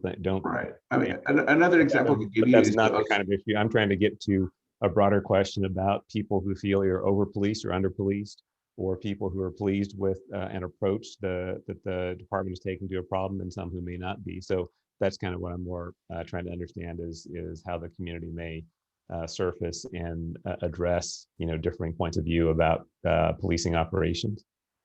Yes, From what I believe those are sage questions, Commissioner, and we do deal with those. Some people feeling that you're right, they're under policed or over policed. A lot of policing is reactionary due to the shortening of resources. That there's a lot of radio call based. I will say that we have a perfect example would be we have parties, and people are complaining about a lot of parties, and then you have the party. The people who are throwing the party think it's a cultural thing, and then they feel like they're being discriminated because you're not allowed to have parties there. So what we do is we have dialogue between the parties. We use the city attorneys to kind of come to an understanding, to utilize our senior lead officers to have an understanding, because some people are adamant that we're closing down a party for other than being loud, and some people are saying no, we can't live this way. I mean, it goes. That's just my last one. It was a gamut of two people only seeing it their way, finding common ground and starting from there. So yes, you do see people that will critique us for over policing and some for under policing. Response time is an issue, and then why the police overseer in my neighborhood. Because we create, as you may know, missions. If I say that we say, hey, this is where crime spikes are at, that this is when we have free time, this is where I need you to concentrate on there. But I'm open and clear-eyed as to why I put those missions, and I will share those to everything. I will provide the statistics. I will provide the reasoning why. I will provide that people request that we do this. So these missions are developed in partnership with our community. So it's sometimes it's having the conversation, and I would say majority of the time having the conversation that people will leave with a bigger understanding, as I do too. Why they would think that. So it's giving the right amount of dosage. It's like a doctor. You don't want to over medicate because you'll kill the patient, but you don't want to under medicate as well, because it won't do the proper job. So it's always gauging about what is procedurally fair and just, and that's what I constantly have to do as a member of this organization and leadership team, is to gauge about what is the proper dosage, if I should say, a policing, because we don't want to flood our area. I could get rid of crime in a certain area by flooding it with every available resources, but what's that leave the community thinking? Was it that we live in a police state? So it's always a constant gauging, looking at the barometer about what's the right balance. So in listening to people, I'm able to find a better understanding of what that prescription is. I do hear a lot of policy issue complaints with members and the community. Why doesn't LAPD do this, that, or the other? And I have to explain to them the policy and why they cannot, just arrest somebody for a fireworks violation, or why can't they tow this car? So it's a lot of policy, complaints, policy issue complaints, and just their lack of understanding how the system works. And what to do. So, by informing them, sometimes it makes them feel better. Sometimes they're left still kind of discouraged, but they got their answer. But that's where we're at. Thank you. And by the way, is it Tabby? Is that how it's pronounced? Okay, great. Yes, sir. I think you had mentioned also that I believe some collaboration with the neighborhood councils, I believe. And also the captain had pointed out that you also have the only CSP site in the Valley, at San Fernando Gardens. And the question is there any, collaboration or interplay with the CSP site and the CPAB, or are they, somewhat siloed, if you will? Well, Commissioner, that's a great question. In that I will say that we're dealing with, as I mentioned earlier, a cultural change that we are collaborative, but I will say that right now when the CPAB team is in there, that the police don't actually go there, so they kind of stay away from the area because CPAB is covering it up. I will say in the surrounding area, I did see a 37.3% increase in Part 1 crimes around the CPAB location. So I'm gauging that. It's like, we need to be a little more interactive there. Along with the CPAB, that it's not so much that they're working from this shift, that we go in and after that shift, that we have to kind of work symbiotically with them to actually curtail the crime that's actually happening in the surrounding area, because we're kind of staying away from that area. So these are challenges that we identify and recognize, and we look forward to moving in, and actually Phil did a great job about getting a CPAB member from that community to actually give us direct insight, as well as my senior lead, that we actually have a clergy council member in our CPAB, where we have a liaison that we hear from all aspects of the community, including the CSP. So I present that problem to them. I let them know what my issues are, my concerns, so they bring it back to the community. So if they ever see a police officer that's not a CPAB member, they understand why that is. Thank you very much. Thank you. Thank you, Commissioner Bonner. Any further commissioner questions, comments? Let me just express again our sincere thanks to Foothill for coming in today. Captain, Mr. Tavivi, thank you so much. Tabby, excuse me, and thank you for coming in. We appreciate it and very much appreciate your time and your candor in sharing with us everything in Foothill. We appreciate it. Have a good day. Take care. Thank you. Madam Secretary, that concludes item 3B on, excuse me, 3A on our agenda. We'll move on to item 3B, where Assistant Chief Beatrice Gramala and guests from the LGBTQ community will be coming forward and making a presentation in recognition of Pride Month. While the Secretary does that, I'll just begin this segment of our agenda by reflecting on this year's proclamation from the President recognizing June as Pride Month. The President reflected on the uprising at the Stonewall Inn in June 1969, which sparked a liberation movement, a call to action that continues to inspire us to live up to our nation's promise of equality, liberty, and justice for all. Pride is a time to recall the trials the lesbian, gay, bisexual, transgender, and queer LGBTQ+ community has endured, and to rejoice in the triumphs of trailblazing individuals who have fought bravely and continue to fight for full equality. With that, I'd like to introduce Assistant Chief Beatrice Gramala, who will be introducing members of the community who will also be presenting, and it's our time to hear from both the department and the community on the efforts to engage, work with, and address the needs of the LGBTQ+ community in Los Angeles. Gramala? Good morning, President Decker. I think we're getting the video up right now. Yes. Madam Secretary, I'm not sure if you can assist with that. We do have your microphone open, and let's see if I think we almost had you there, Chief. Okay. But apparently lost you. Let's there. Nope. Let's just give this one moment and see if we can get this technology working for us. Of course. Thank you.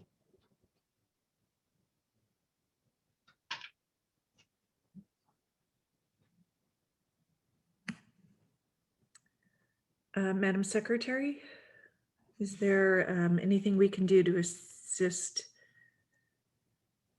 Chief Gramala here?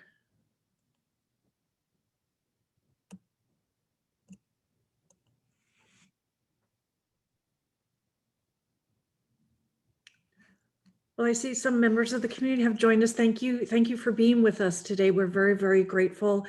From time to time, we experience some technical difficulties, and I see that they're probably logging Chief Gramala in again just to try and get this going so we can see her in addition to hearing her. So if you just, everyone please be patient with us.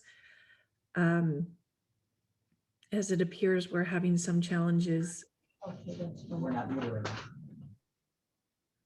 We can hear you, Chief. We, looks like we're going to try it one more time.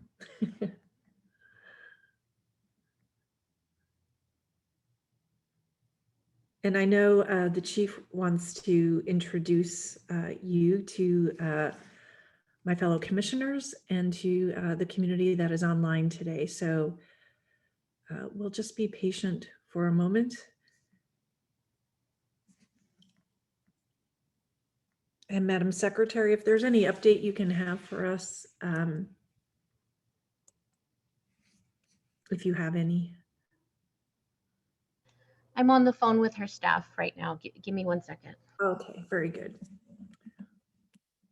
Well, we will get started just in one moment. And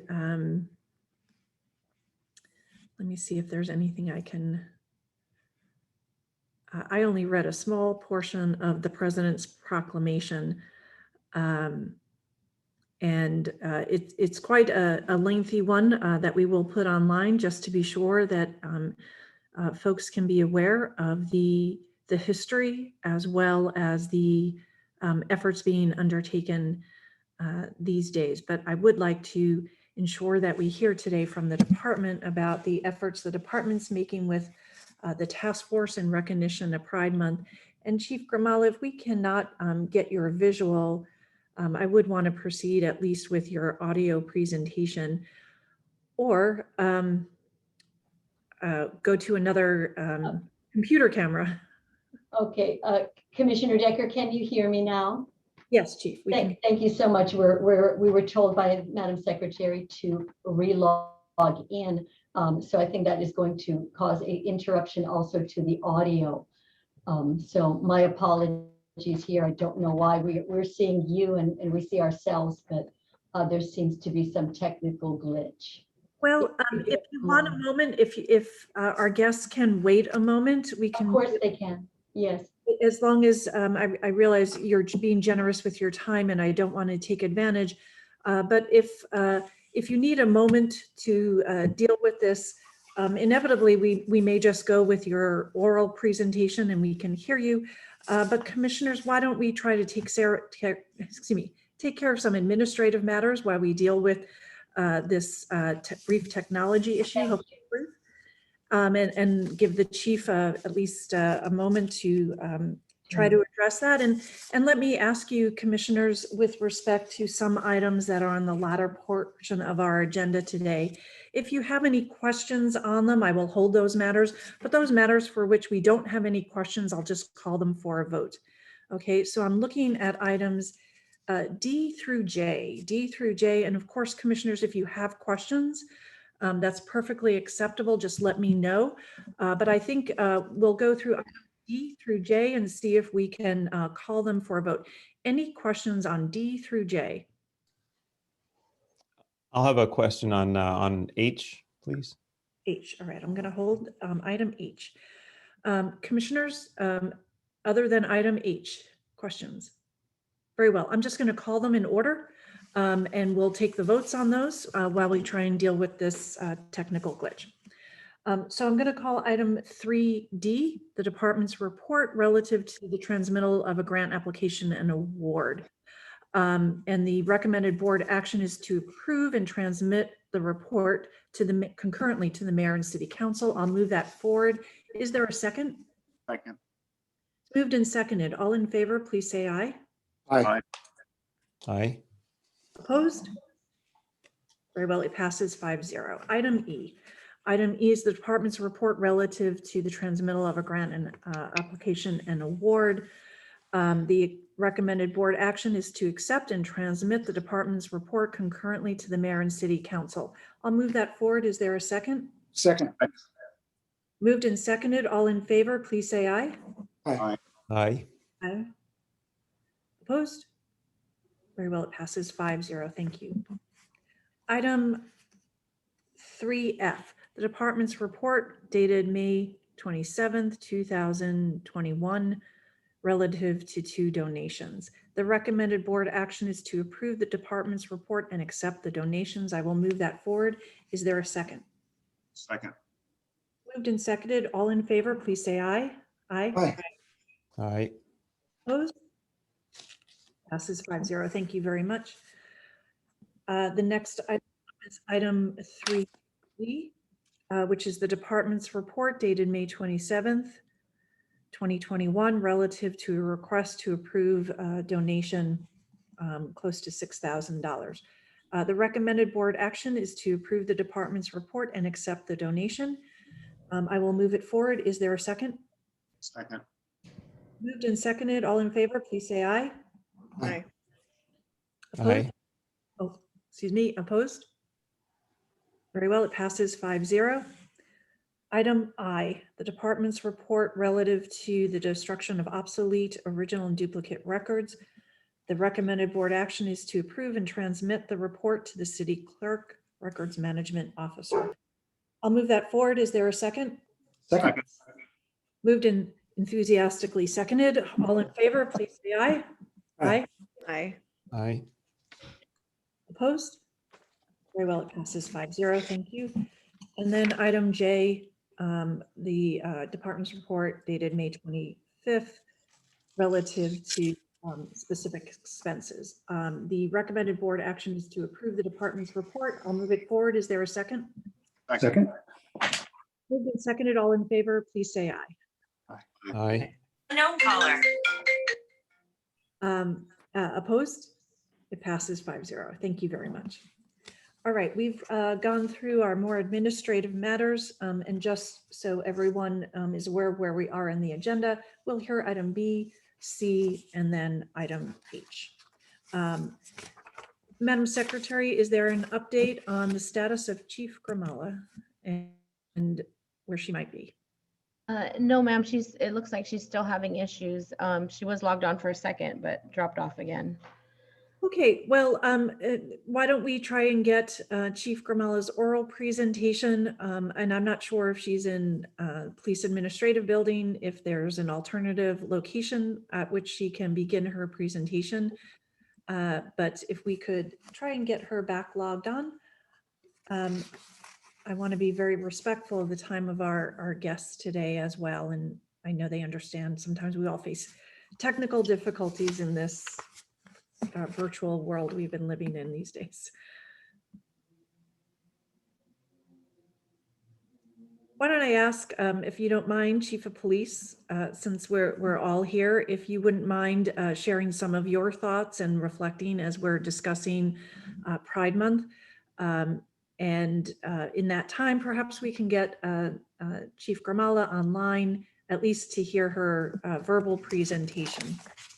Thank you, Madam President. And I will frame my remarks with a bit of regret that this is the second year in a row that unfortunately we've been not able to participate in the Pride Parade, an event that I've walked personally as my predecessors have, and I know a number of men and women and all gender and identities have looked forward to each year.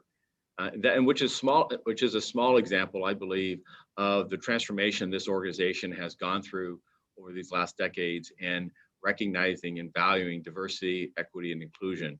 I'm particularly proud of our work, our continued work with the Midnight Stroll initiative.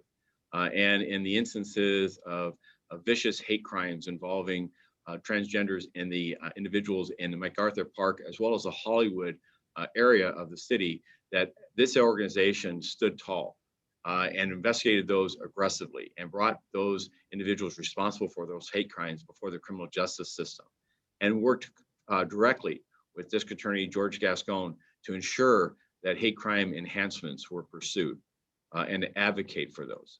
We believe today, no more than ever, is important that the issues of inclusion and that everyone is respected and honored for their and valued for their differences is a key component of our work. I'm also proud when I look across law enforcement agencies across the country who are just now adopting issues such as policies on pronouns, issues of such as encounters with arrestees as to search conditions and the manners of gender preference by those that are being searched by police, housing arrangements within our custody settings, and resource guides. Which was used recently, the resource guide development of this task force some 5 years ago, led us as we developed similar resource guides for the AAPI community in these last few months when we saw an outbreak of hate and discrimination involving the AAPI community from the terrible weaponization of this pandemic. So this is a task force that I value. I know Chief Grimala and appreciate her leadership. She was appointed by Chief Beck with the retirement of Chief Sandy Jo MacArthur to take on this liaison. And it really is as an advisor group, as a task force, a working one that comes to the table looking to how to improve. Are things perfect? I will not proffer that. We work each day though to ensure that our personnel are reflective of the communities in which we serve, are made up of members of our organization from all the communities that we serve, and our commitment moving forward is to ensure that we continue to lead law enforcement in this critical area of inclusion. Thank you, Chief. I very much appreciate your comments and your framing the issue. And I see in allowing Chief Grimala a little extra time, we were able to correct or fix any technical difficulties we had. And I see she has a room full of individuals, making it even more important that we were able to get her online. So Thank you all for your patience as we work through those issues. And I do want to welcome everybody who is presenting today and giving of your time to allow the commission to hear from you about the task force and all the work that's being done in Los Angeles. Chief Grimella, I know you wanted to introduce everyone, so why don't I turn it over to you? Thank you so much, President Decker. Thank you, everybody, for your patience with technology glitches. First, thank you to the commission for recognizing Pride Month. And everyone here who is joining me in this room and remotely shares that and extends our goodwill and appreciation to it. When we look at true efforts at progress, those true efforts seek no end date. And to Chief Moore's point earlier, as we talk about and celebrate some of the milestones that the department has earned, we have to earn the trust of the LGBTQ community, not only going into the past, but moving forward.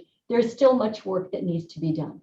So today we'd like to share reflections, information, and efforts by 4 members of the LGBTQ LAPD working group that, as Chief Moore stated, we're entering in our 6th year. Before, retired Assistant Chief Sandy Jo MacArthur helped to spearhead many efforts. Sergeant Jules Sohn, who has moved on and she's out there in operations, provided much leadership with regard to training.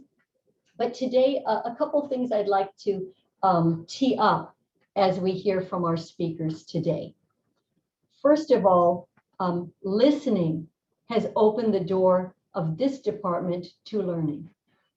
Our SMEs are the people who are with me in this room and the 35 additional representatives who are part of the LGBTQ LAPD working group.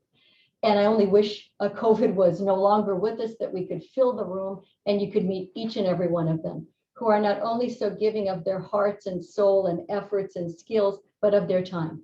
And every single person you'll be hearing from today has done that on a volunteer basis. So collaboration is the key to any movement forward. And without further ado, I'd like to make some introductions. With me in the room are my partners on the sworn side, Senior Lead Officers Julie Noni and Christina Montoya.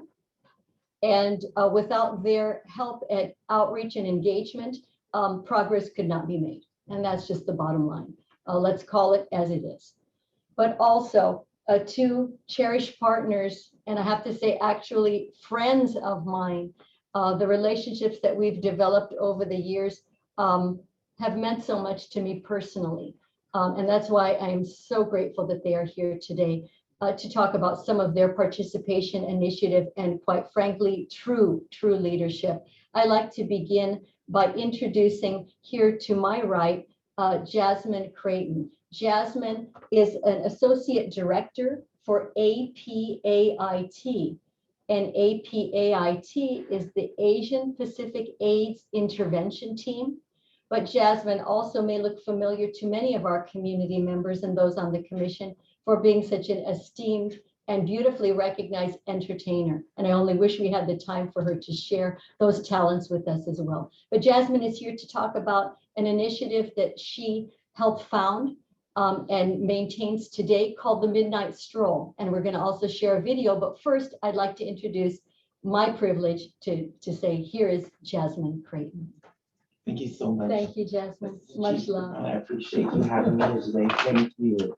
It's a pleasure. And good afternoon, commissioners and Chief Moore. It's good to see everyone and my esteemed colleagues. My name is Jasmine Creighton. I am the Associate Director at APIT and also the coordinator of the Midnight Stroll, which is an outreach we do, a street-based outreach that we do once a month where we interface and engage with our community in the Hollywood area and various parts of Los Angeles. And I just want to say what Pride means to me this year is being visible, being available, and being accountable and responsible and sustainable, and taking up space and letting people know that we are here and that we exist and that we matter. And so this year, we have been, throughout the pandemic, have been able to achieve real intentional work and support with the community, along with LAPD being out there with us and assisting us and guiding us through this process.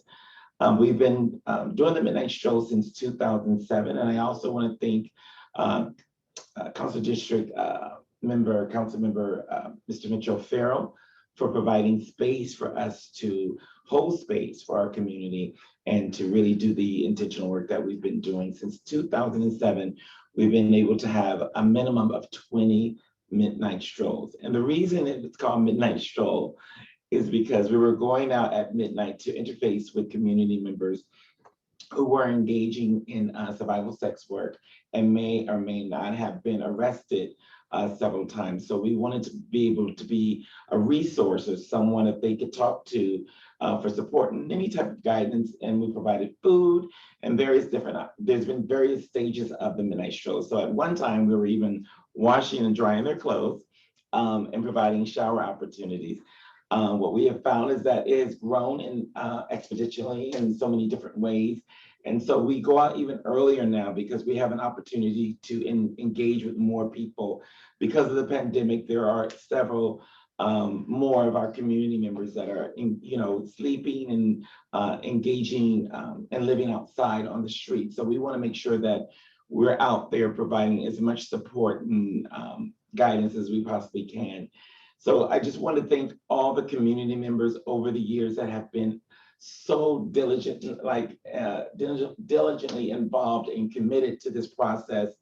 Because of the Midnight Stroll, we've been able to open up various housing opportunities, and the housing opportunities look very different from each other, but they all serve the purpose of providing community members with an opportunity to evolve, to transform, to rest, to get new ideas about how they want to communicate and to move about the community. So one of these midnight strolls that we had was in MacArthur Park, and Chief Moore was generous enough to come out and support us, and we were able to really outreach and provide services and food and talk to the community and just to find out what the needs were.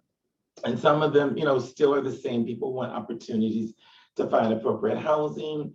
They're still having issues around food and resources. And they oftentimes just want, to have communication and conversation. We provide STI testing, HIV testing, mental health counseling is available when and if they so desire, and various housing opportunities, whether that looks like emergency housing with vouchers, with Vienna Star, or bridge housing with APIT. We have a house called Casa Zuma that provides bedding for 16 women of trans experience. We also have our Auntie Melly's house, which is, I call it the alphabet soup, which is queer inclusive, providing housing opportunities for the community at large. So Midnight Stroll has really created a plethora of opportunities for people to grow and really stand strong in their own personal truth and define pride for what it means to them over these last several years. And we're just really honored to continue this collaboration and to have this opportunity to continue to grow and evolve and making Los Angeles, the whole city of Los Angeles a sanctuary for all communities. You want to show the video? Is it okay, Jess? Oh, Show yeah. the video. Okay. Today, we're doing a wonderful outreach here in MacArthur Park called the Midnight Stroll. We go out at least once a month, and we're interfacing in the community with those that are experiencing some form of homelessness. We've been doing the Midnight Stroll for the last 4.5 years. We've gone about and done these midnight strolls in Hollywood and other parts of the city. This is the first time we've actually done one here in MacArthur Park. And what brought us here, what brought them here, is an unfortunately ugliness of a hate crime against transgender women that were in this park. LAPD is here to also partner up, and we're here to help. That's basically what we're just trying to do. We're just really trying to help the community. Me da mucha tristeza a mí personalmente, porque yo misma personalmente yo he experienciado crímenes de odio, no nomás 1, 2, 3 veces, y soy una sobreviviente de que yo sé, a pesar de que soy ciudadana mexicana americana de aquí de este país, me han discriminado mis derechos como ser humano, de empleo X, solo por ser humano. I'm thankful that the police department, working in concert with those victims, were able to identify the individual who's responsible and brought them before the justice system. Today also is also about the persons experiencing homelessness, which you see surrounding us all about, who are also members of the transgender population. We have community resources, St. John Clinic and others that are here to provide needed support, HIV testing, food bags, supplies, and really not just those essentials, but also the essential of a spirit, that we're here, we stand with you, we will not tolerate hate, we will not tolerate these attacks, and that this community is unified as one. We're here to try to make a difference. I'm so grateful that we live in a city that's very supportive of our community. We are determined to make Los Angeles a sanctuary for all communities. And we are determined to heal our community one step at a time.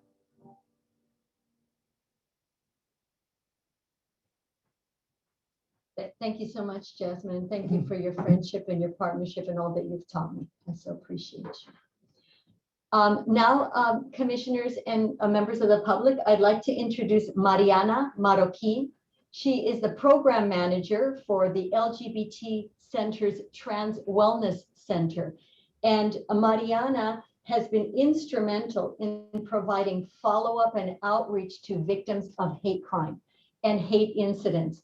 Many detectives, many captains throughout the city have called Mariana, emailed Mariana, asking her what services could be provided by the Trans Wellness Center, particularly in mental health, in surviving attacks, in surviving verbal abuse, in surviving situations in which they have found themselves for no good reason other than hate has fomented itself and produced itself somewhere in the city and victimized yet another member of our trans community. So, Madam Secretary, if you could please bring up Mariana Marroquin. It's my pleasure to introduce her and bring her into this discussion. Mariana is offsite. She's not in this room, Madam Secretary. Okay, I think. There she Yeah, is. her microphone's open. Go ahead. Okay, perfect. So, good morning and thank you for having me. It's been 20 years that I've been living in Los Angeles. This is home for me.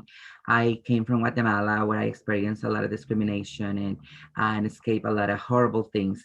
But Los Angeles is a place that I find community, I find myself, and it's an honor for me to be in charge of the Trans Wellness Center, a place where it's by the community and for the community. I really proud to be able to see him, to be able to walk into a police station and feel welcome and feel like someone who is treated with respect and dignity.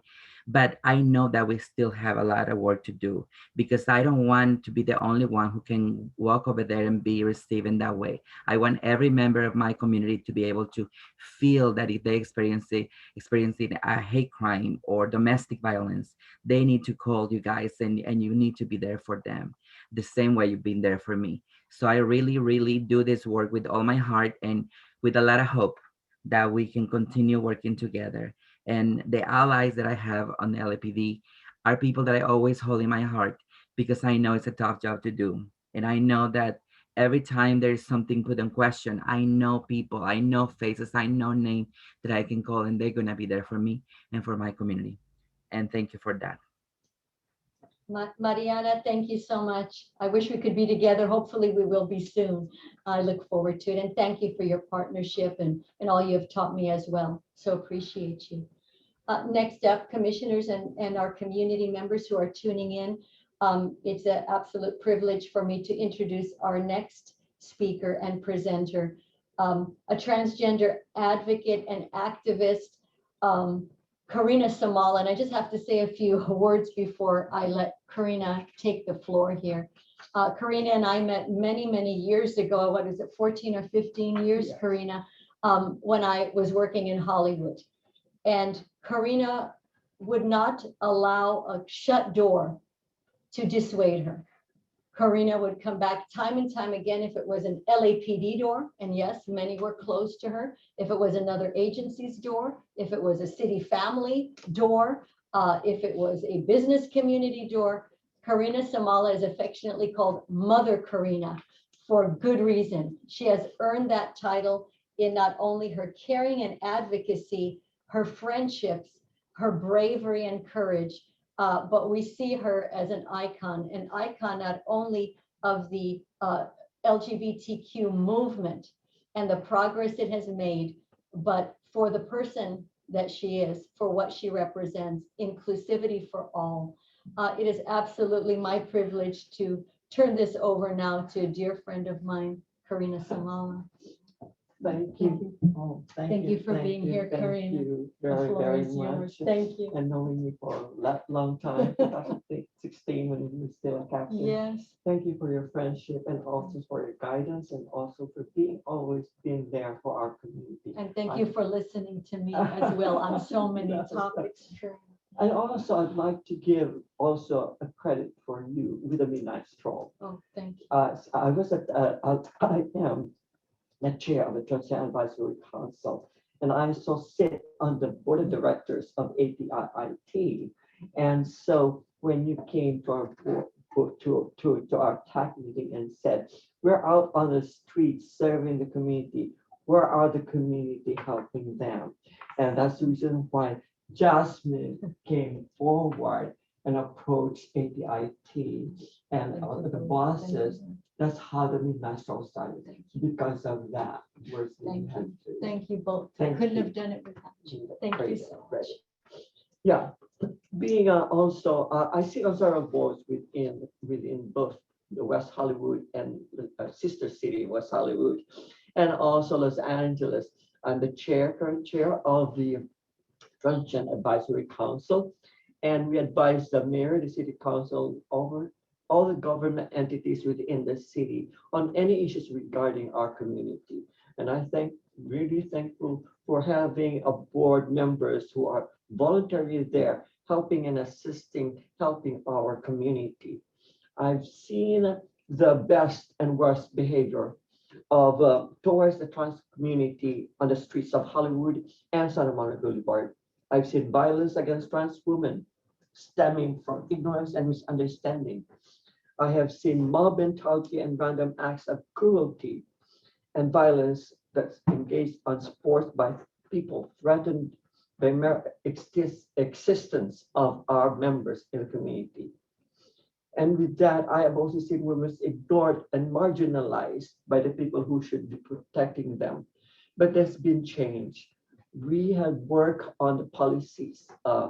Also, I was chair that developed the policies on interaction with transgender individuals, which your chief had signed and is also being used right now. And also sensitivity training that we give our community and also law enforcement dealing with our marginalized community and with how give us respect also with this partnership with LAPD. I'm truly grateful for being there for what I call my family, because most members of our family had been, taken out of their houses and with also parents non-acceptance and relatives non-acceptance. They end up early in the streets of West Hollywood doing what I call survival sex to make a living. And a lot of them are homeless. And thank also for APIP for having Casa Zuma and all those homeless facilities that we have currently that being helped by the city. And I'm truly grateful. And I say to LAPD, please be there for us, save us. We need help. We need your protection and save us. And with this, thank you so much again, council members and also commissioners for being there to help us and also protect us.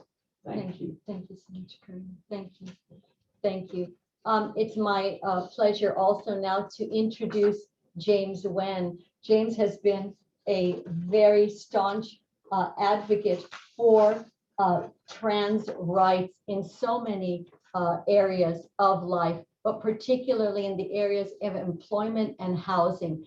When James came to the LAPD LGBTQ working group, James filled in a gap that we had to understand the challenges for short-term and long-term housing for both youth and adults and the elders within the LGBTQ community. I have to thank James also for helping me out when I was asked to do an amicus brief for the city attorney's office on ensuring equity for LGBT members of our community in the United States in the areas of employment. And James, you have brought us a knowledge, a skill set, but an energy and advocacy that is so unique and so needed to this conversation. So right now, I would love to turn it over to you, James. And if you could share your experiences with the working group, the work that you do, we'd really appreciate it. Thank you so much, James. And again, I wish you were here with us. Thank you, Chief Grimala, and a special thanks to all of my colleagues who spoke before me. Again, my name is James Nguyen. My pronouns are he, him, and his. And I want to thank Chief Moore for sharing about pronouns during an earlier presentation. Such great leadership in modeling for your officers that pronouns are important. I serve on the Transgender Advisory Council as the Housing and Homelessness Committee Chair, and I'm also a member of the Metro Public Safety Advisory Committee. We would like to thank Senior Lead Officers Christina Montoya and Julie Noni for being our LGBTQ liaisons, because they consistently attend the Transgender Advisory Council monthly meetings, and they've worked with us on housing-related matters, as well as public safety. We would also like to thank you again, Chief Grimala, without your leadership, that building training bridges, facilitating greater understanding and communication that has inspired the birth of Midnight Stroll. So thank you, Chief Grimala. And lastly, we'd also like to thank the work of the HOPE team for their outreach services. Although the HOPE team is no longer in service, we respectfully ask that the parts of the program that did work and the officers who work well in a care-first environment with our service providers will continue to work with the LGBTQ community and community at large to create safe environments so that housing navigators and related professionals can use their expertise to help the unhoused community on the road to being housed. We encourage the commission to help ensure that LAPD continues identifying officers and department leaders with a strong aptitude to listen and work with the LGBTQ community and who communicate well with service providers. Training up and learning from each other, including those that work with Metro Public Safety, is a key part of building a community that works together and can get housing and employment services to community. In closing, we just encourage community members to report offenses, including hate crimes, and to reach out to the Transgender Advisory Council members and the members of the LAPD LGBTQ working group to receive additional support. It's the joint effort of our groups in supporting you as a community member is what will help affect your challenges to a resolution. And this weekend, Saturday, June 12th, from 5 to 7 p.m. at MacArthur Park, the Transgender Advisory Council, as well as the LA Civil and Human Rights and Equity Department, is supporting the Invisible Trans Men organized event called Vax to the Max. It's a free vaccination event plus services. Again, that's this Saturday, June 12th, from 5 to 7 p.m. at MacArthur Park. Thank you. James, thank you so much. And again, thank you for your leadership. Thank you for your friendship and the collaboration, which has just made us stronger and better. Thank you so much. Commissioners, now I'd just like to take the conversation over to something that James just alluded to as we return to a few more PowerPoint presentation slides. And we'll be talking about hate crime statistics. But prior to talking about that, I just want to put forth a very sad and very sobering number. Transgender women of color continue to be vulnerable, not only in Los Angeles, the state of California, and nationwide, but internationally. And as we look at the numbers year to date of murders of transgender women of color. 28 year to date have been murdered. Last year, in 2020, the year ended with 44. And that was a record number in the history of those numbers being recorded. I also must say many times there's miscoding. There is a lack of reporting. So those numbers are very underrepresentative of the crimes of violence that are experienced by transgender women of color. So I just want to share that with you. But looking over at hate crime statistics, I'll just share them with you as I think, again, technical difficulties have taken our PowerPoint here. But in 2019, we were looking at year-to-date numbers. There were 41 hate crimes amongst the LGBTQ community. And we're taking those numbers, extrapolating them from January to May 31st. So in 2019, 41 hate crimes.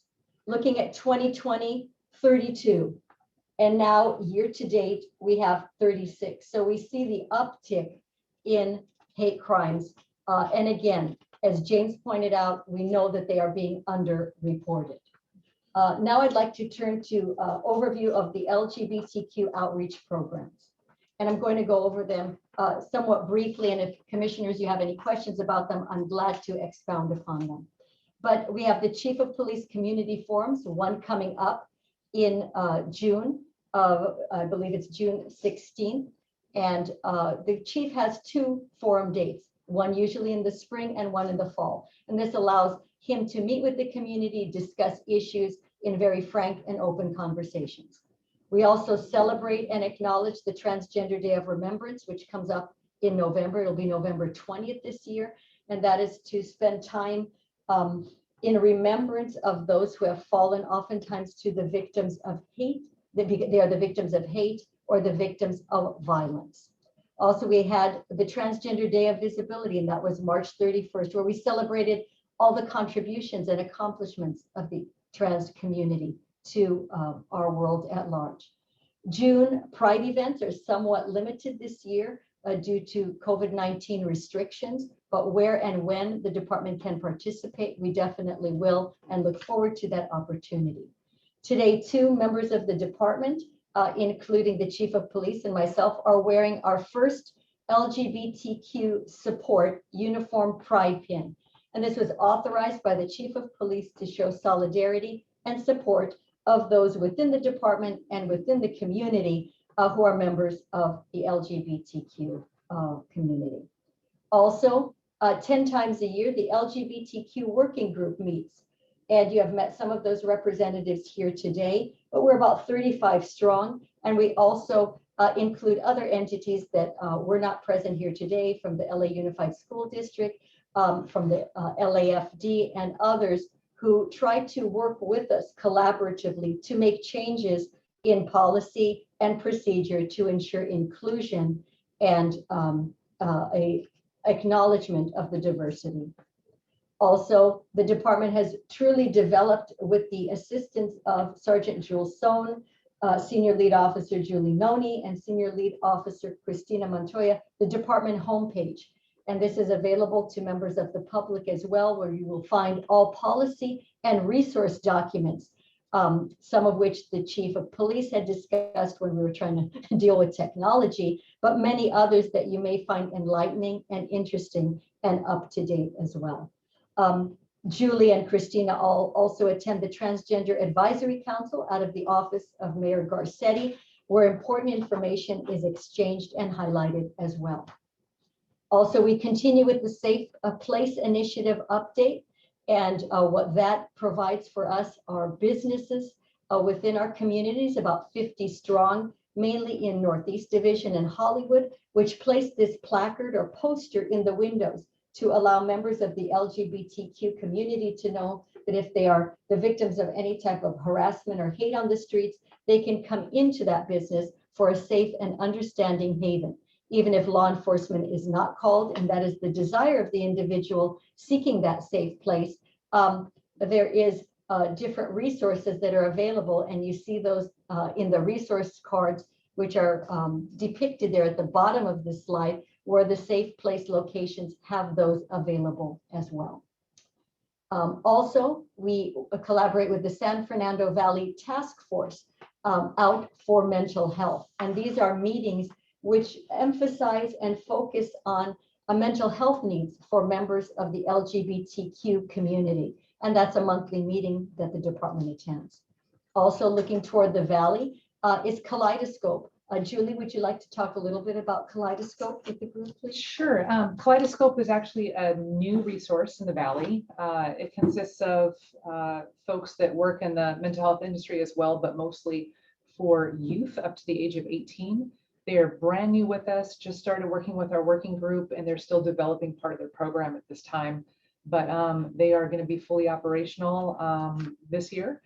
And we look forward to doing a lot more with them. Actually, a couple of us has joined their board just to be even more so intact and in conversation and meeting the needs of that community in the Valley. So we're with the LGBT Valley Task Force. We've also collaborated all these groups together in the Valley that did not know one existed over the other.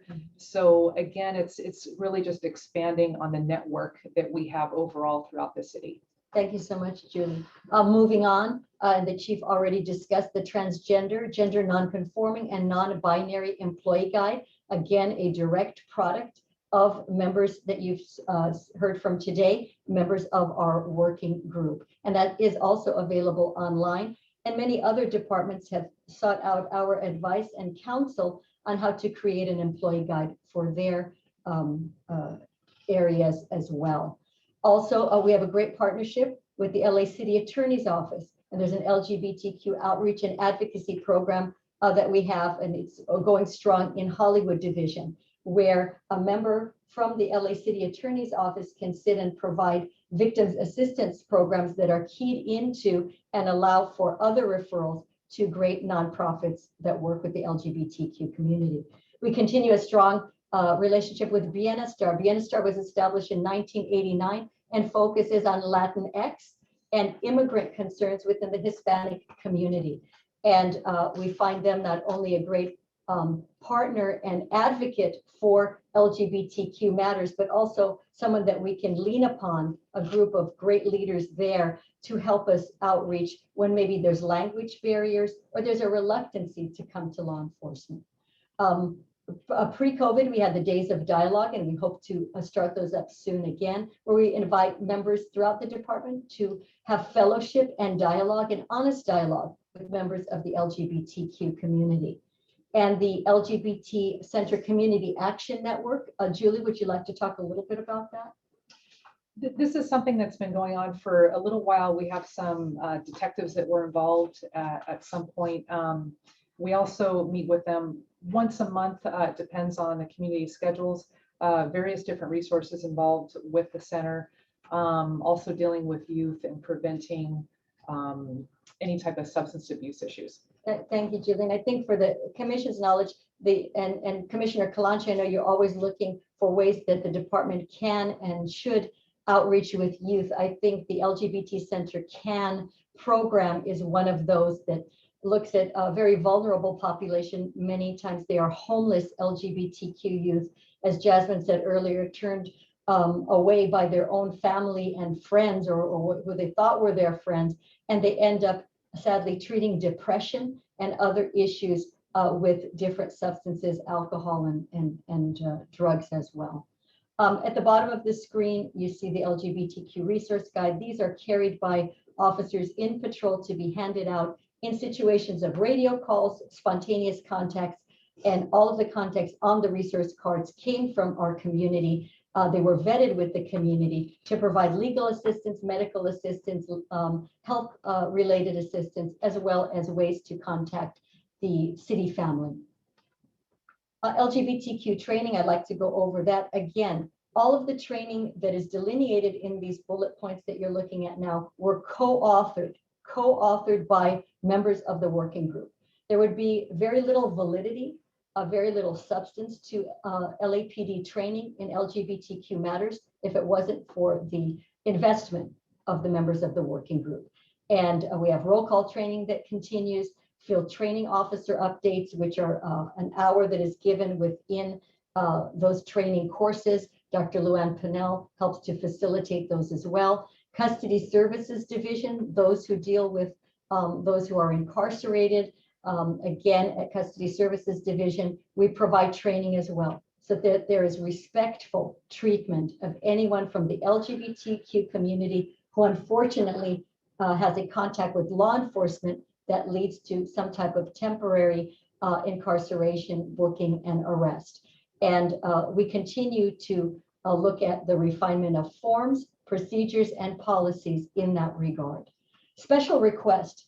This is very important because many commands within the LAPD may have issues within the workplace where they request for training on LGBTQ matters to ensure that the workplace is free from harassment, hostility, or a lack of consideration of others. But also we are seeing a growing need for members of our department, both sworn and civilian, who find that their family members may be part of the LGBTQ community, many times younger children, teenagers, and they don't know where to reach out for help, for counsel, and members of the working group work with us to provide those much needed resources to oftentimes allow a family member to make a transition in a way with dignity, respect, and love.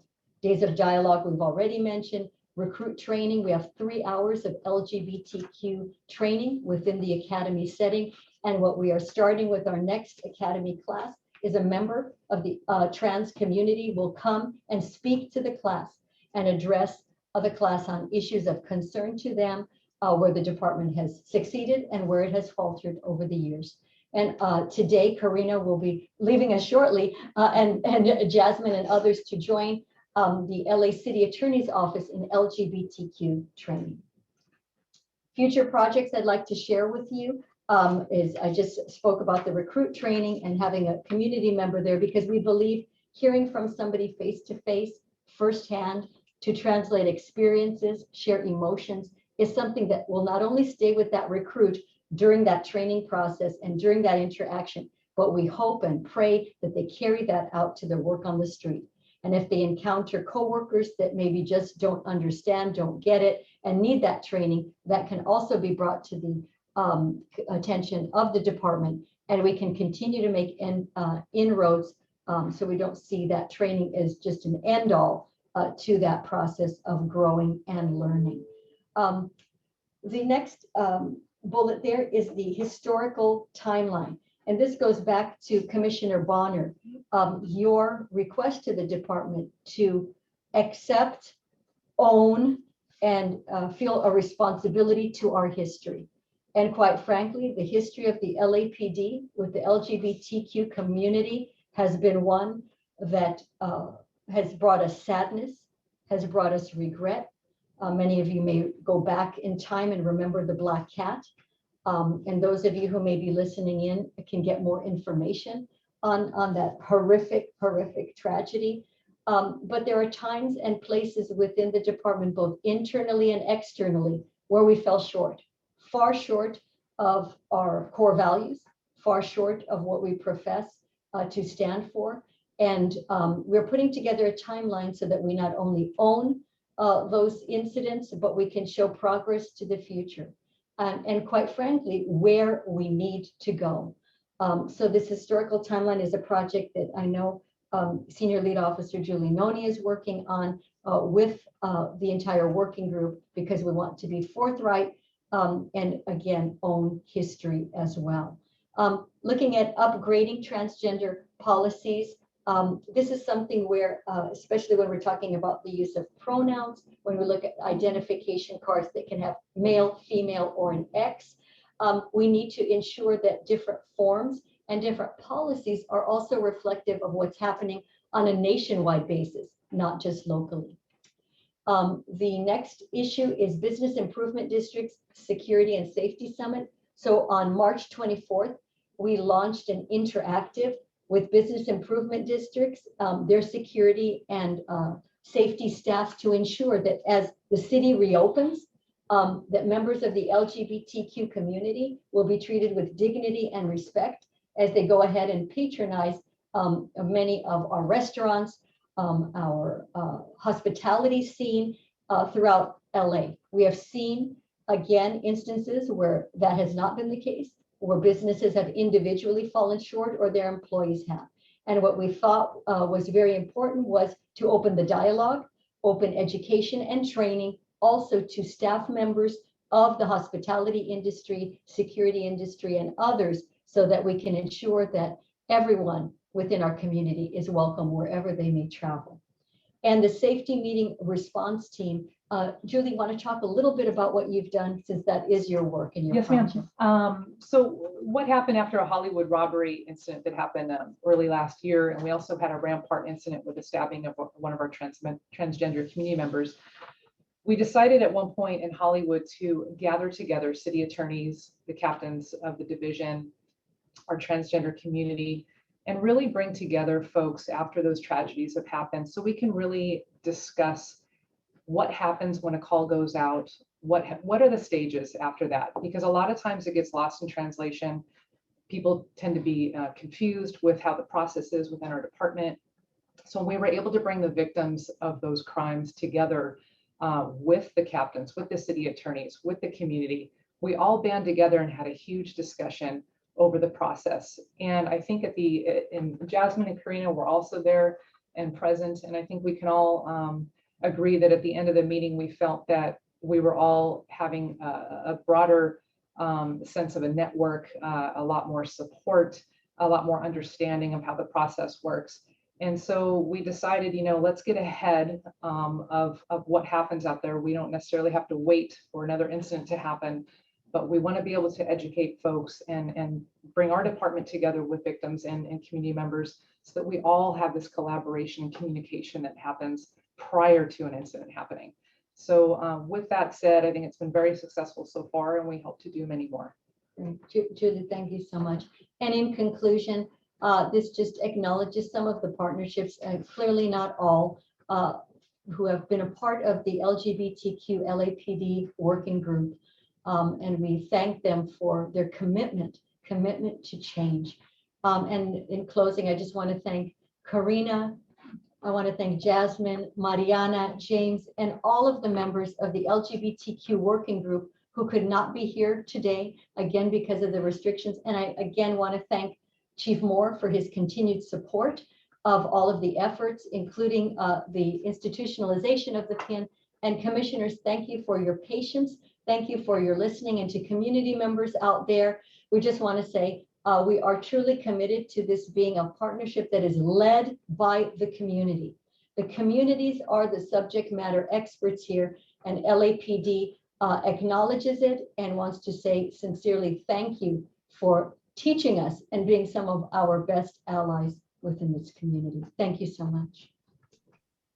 Well, thank you, Chief Kramala. But let me begin by thanking the members of our community, Karina, Mary Ann, Jasmine, James. Thank you so much for coming today and sharing your stories, sharing the work you're doing in the community. Each of you is inspirational, absolutely inspirational. Thank you, just not for being here with us today, but more importantly, the work you're doing in the community by helping bridge that gap between the community and their police department, and ensuring the police department is responsive to the community. As Chief Kramala said, that work cannot be done without having excellent partners, as each of you are. Chief Kramala, thank you very much for your presentation, and to the members of the department who joined you in sharing and allowing us to hear the detailed work of the task force. It's incredibly important. I know commissioners have questions. I have just a few, if I might, and my question is not directed towards any individual in particular, or the department or the community. I'd love to hear from whoever would like to answer. Obviously, a lot of work is being done here in LA that I do want to acknowledge, but I also want to acknowledge, I think, something Chief Kramala said at the beginning, that the work is never done. There's always the next level to get to. And I'd like to know, maybe it is from the members of the community, what's the next level?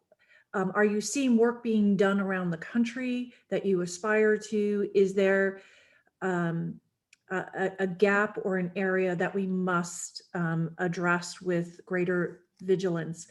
Obviously, I think we were all concerned when we heard about this, the homicide numbers with respect to transgender women, women of color in particular.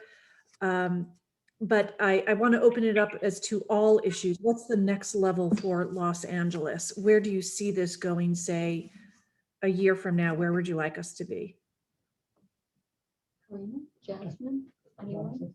I probably should start. I'm working in housing, so permanent supportive housing, but actually permanent supportive housing with wraparound services, because oftentimes we're under the misconception that someone coming off the street is going to be able to maintain housing.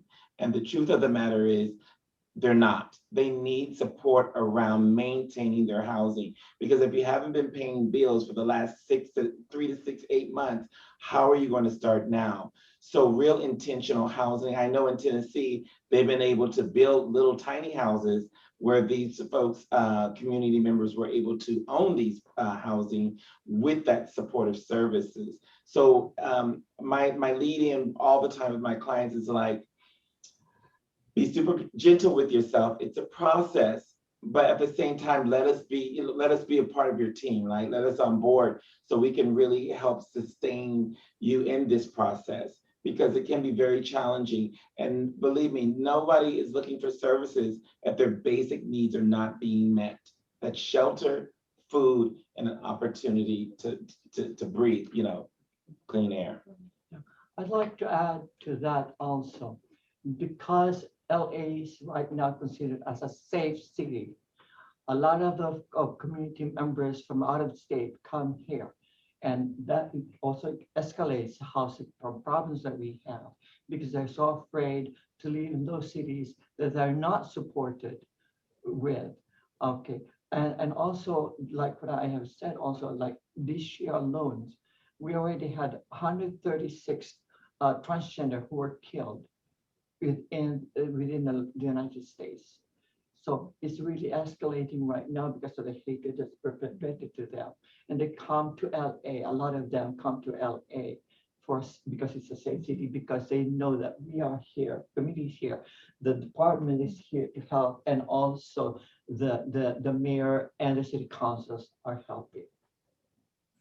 I would like to. Yeah, I would Marianne. like- Okay, I would like to add that I belong to the governance committee of the National Coalition of Anti-Violence Programs. And people actually looking at what we're doing over here in Los Angeles, they looking closely, because they find very controversial that someone like me, coming from so far, coming from dealing with trauma, being a survivor, is sitting down with the LAPD, and I'm kind of like saying, like, that's the only way. We need to sit down and have these difficult conversations and keep each other accountable. And that is something that it's working towards progress, because every time something happens in Los Angeles, and Chief Gramala is really, really intentional. We receive an email early in the morning saying, like, this happened last night.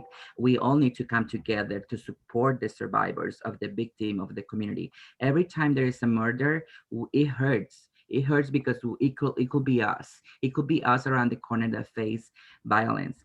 But we know for fact that there will be an investigation conducted over here in Los Angeles. And that is something that when everybody is attacking, when everybody is pointing fingers, I know for a fact that we are working together and we're having those difficult conversations and we're keeping each other accountable. And that is something that in national level, I think it should be replicated, because a lot of times when there's a murder of especially trans women of color, nobody cares. People don't talk about us in that way. People misgender sometimes and misrepresent who we are, and that's something that we work over here in Los Angeles, and is people are watching us. So I really appreciate the collaboration and the intentional work that we have over here in these difficult times where the country is coming together, when the country is divided. I think it's something to highlight and show our humanity, from both sides. Why do they do the work that they do for us? And why do we keep bringing the message to community to feel encouraged to move forward and make reports. Our reports were increased since we've been doing a lot of work with the community.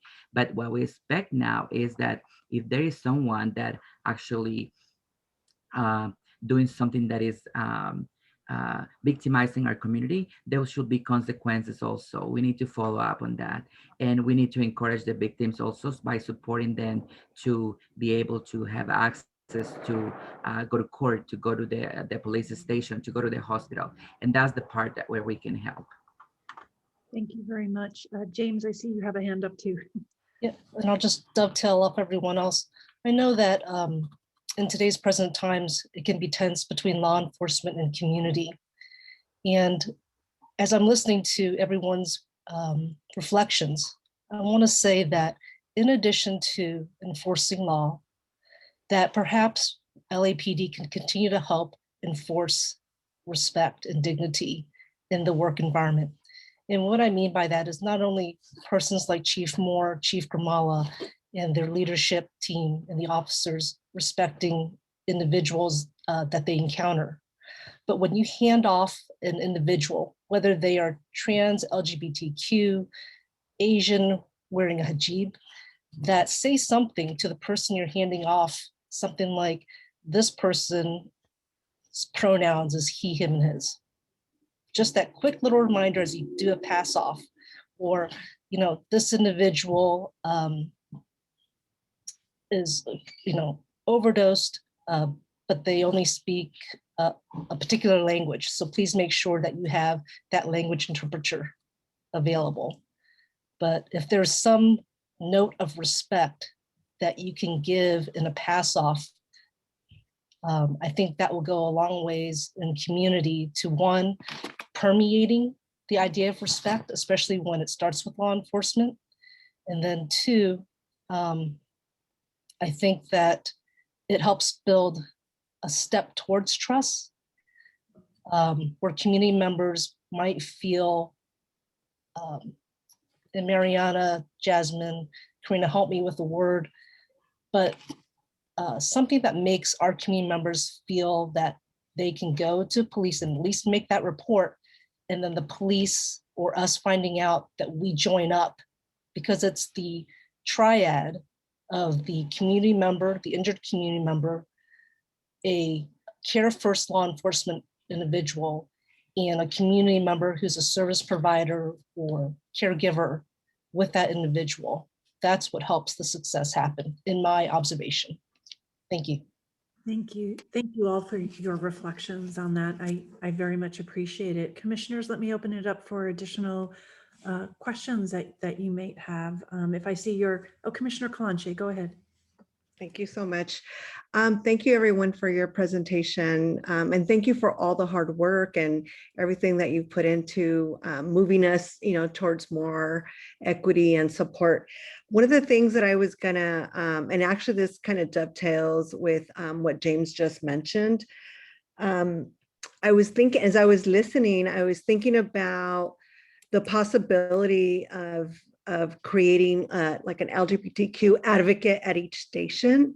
I was wondering if there, I know that we have, you know, the two senior leads here that are doing amazing work, but I'm wondering if there's point people at the various stations that can be an advocate. So if somebody walks in and self-identify as LGBTQ, whether they're youth or adults, that can request an advocate that is well-trained, that knows how to engage and support, and that can also help with the handoffs, right?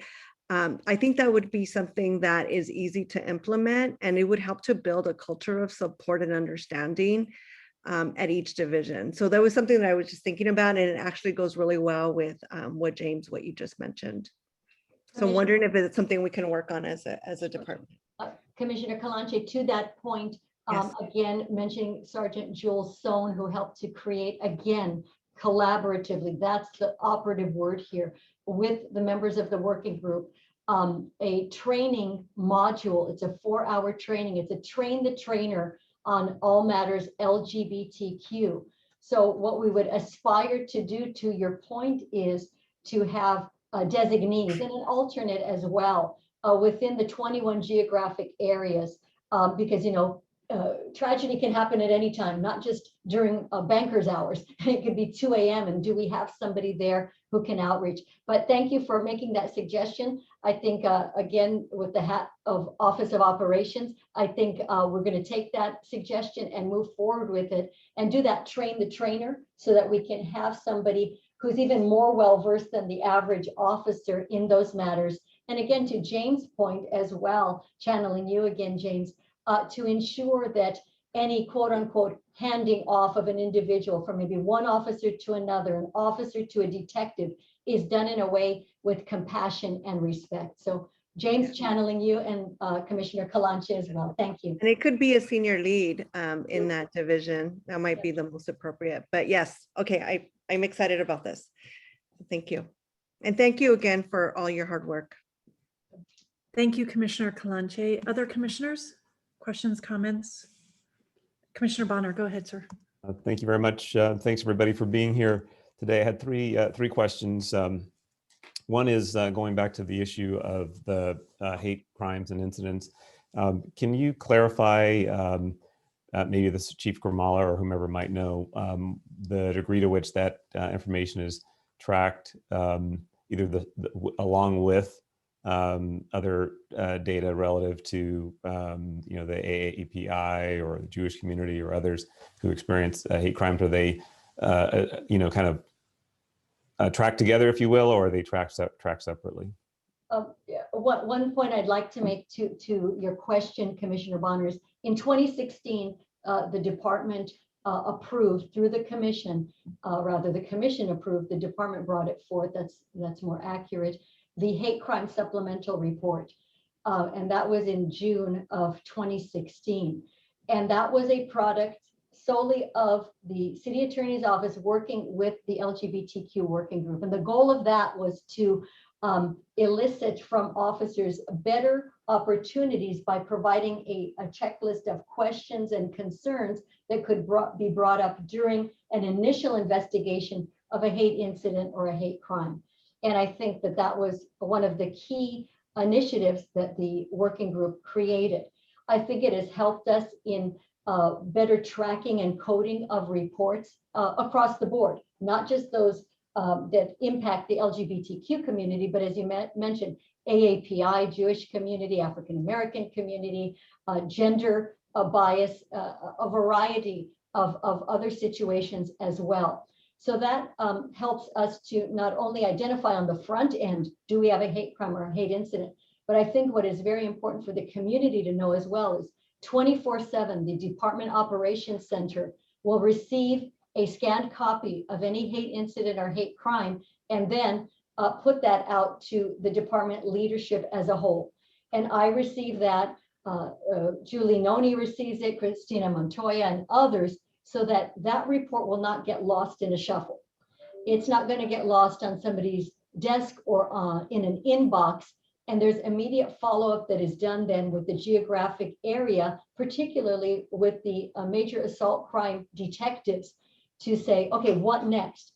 And sometimes that what next has nothing to do with law enforcement. Sometimes that what next is continuing an outreach with our community partners so that we can provide services that may not be law enforcement related at all. So we build a safety net and a network that takes that person who is dealing with trauma. And you, Commissioner Bonner, always bring the department back to trauma-informed care.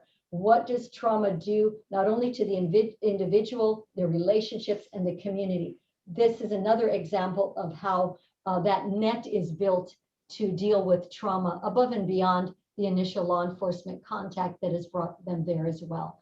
So when we talk about the accuracy of coding, that helps as well. As you know, we have Orlando Martinez and Detective Bureau who help track these, looking at the UCR, the Uniform Crime Reporting definitions, and that all becomes so data driven.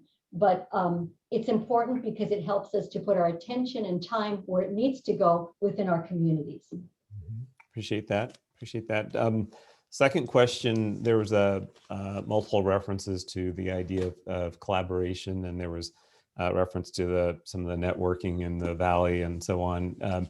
Can you generally describe, we heard this morning from one of the CPABs and we've been hearing from them, and what I'm trying to understand is the degree to which the LGBTQ working group or others aligned with them are integrating the conversation into the network of other outreach platforms the department manages, or is it still kind of a separate line item of discussion and conversation?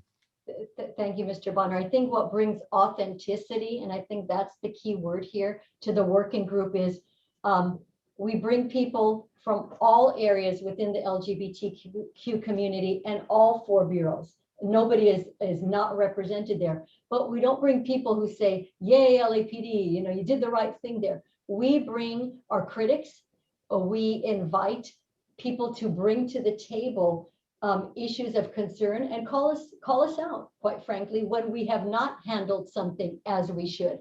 Karina many times will get on the phone and say, hey, I need to talk to you about this. I'm not sure if the ball was dropped here. Jasmine, the same, will do so. James will send me an email and basically say, hey, Chief, I'm hearing about this. This is something that maybe should come to the department's attention. Mariana too. Mariana will hold our feet to the fire and hold us accountable, as will the 35 to 40 other members of the working group. So I think what brings an authenticity and an actual tangible product from this working group is the fact that we are looking for ways in which we can correct past wrongs. We can ensure that we're not resting on a one and done on any of these projects, but also invite constructive dialogue. Because if we come there to share a cup of coffee, some Danishes and a pizza, we're wasting everybody's time, we're insulting the community, quite frankly, and we're doing nothing that will bring this community and this department and this city, quite frankly, to the next level. As Commissioner Decker said, what is the next iteration? What is the next level? That is yet to be seen, that is yet to be defined, and quite frankly, by the department, yet to be earned. So I appreciate that. And before I get to the final question here, I just wanted a quick follow-up on the question of collaboration. Let's take, just for example, a few weeks ago, we heard from the Hollywood area CPAB. And of course, we also, over the last several months, have heard about some of the hate crime or hate incidents, particularly involving transgender women of color in the Hollywood area and elsewhere. With that issue, would we find, if we were culling through minutes of the CPAB meetings, would we find that issue getting prominent discussion and attention in the CPAB in that area? Commissioner Bonner, it may come up as the captain's messaging at the beginning if it was something contemporaneous to the time of that meeting. We also discussed safety concerns to ensure that all members of the community have those issues addressed. And we also open the floor to any member of any community group who would like to come and share those concerns as well. And I think to Officer Noni's point earlier, when she has been proactive in coming to the Hollywood community, she's addressed CPABs, I know in the past. I don't know if on any Zoom meetings lately, but those issues are addressed by the command, recognized by the command, and quite frankly need to be owned by that command moving forward. Thank you. And then finally, if you know, you commented, if not, feel free to maybe just send a note later. But what does there was some discussion here about, the importance of training officers and also their, further sensitizing them as to how to make sure that they're delivering the services with the proper level of respect and so on. What does the picture look like relative to personnel complaints that have some relationship to the LGBTQ community, whether that is complaints involving issues within the department or issues relating to members of the community? Commissioner Bonner, I'll send you an email on that. I do not have those numbers in front of me, but I know at the Chiefs forums, at the working groups, we do participate in the dissemination of information on the IA hotline, how people can report any type of misconduct that they believe either they were a victim of or that they know somebody would need to outreach to the department to do an investigation, we're very open and honest about that, providing that information.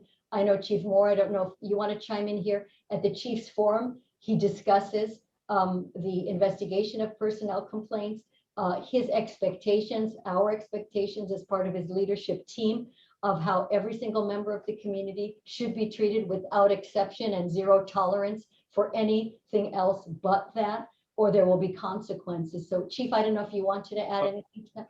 I think I agree with you as far as sending you, Commissioner Bonner, with the actual numbers so as not to misspeak. But we do track the motivations or the allegations of misconduct that are based on bias. That includes LGBTQ or ethnic or race or gender.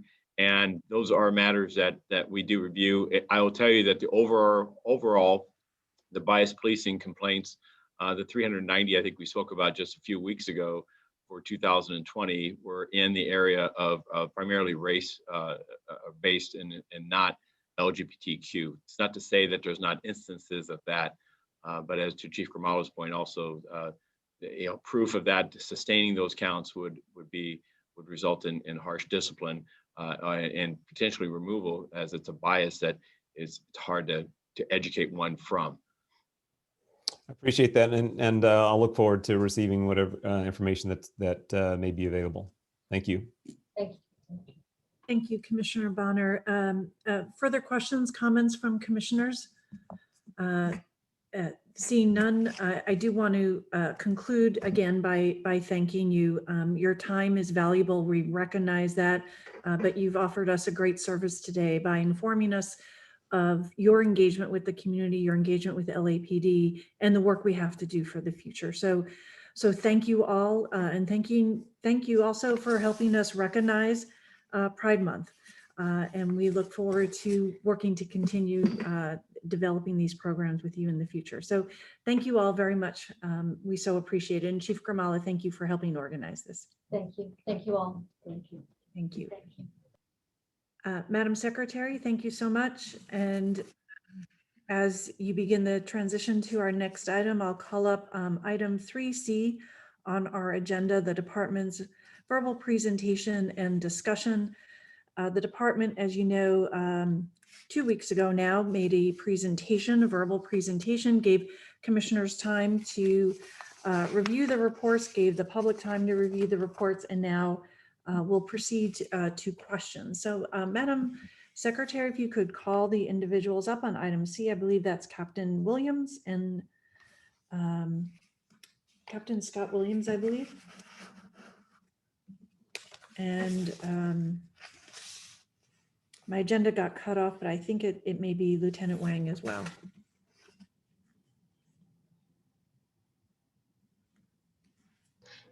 Give me 1 second, Madam President. I don't see them logged on just yet. They were about a minute ago. Okay.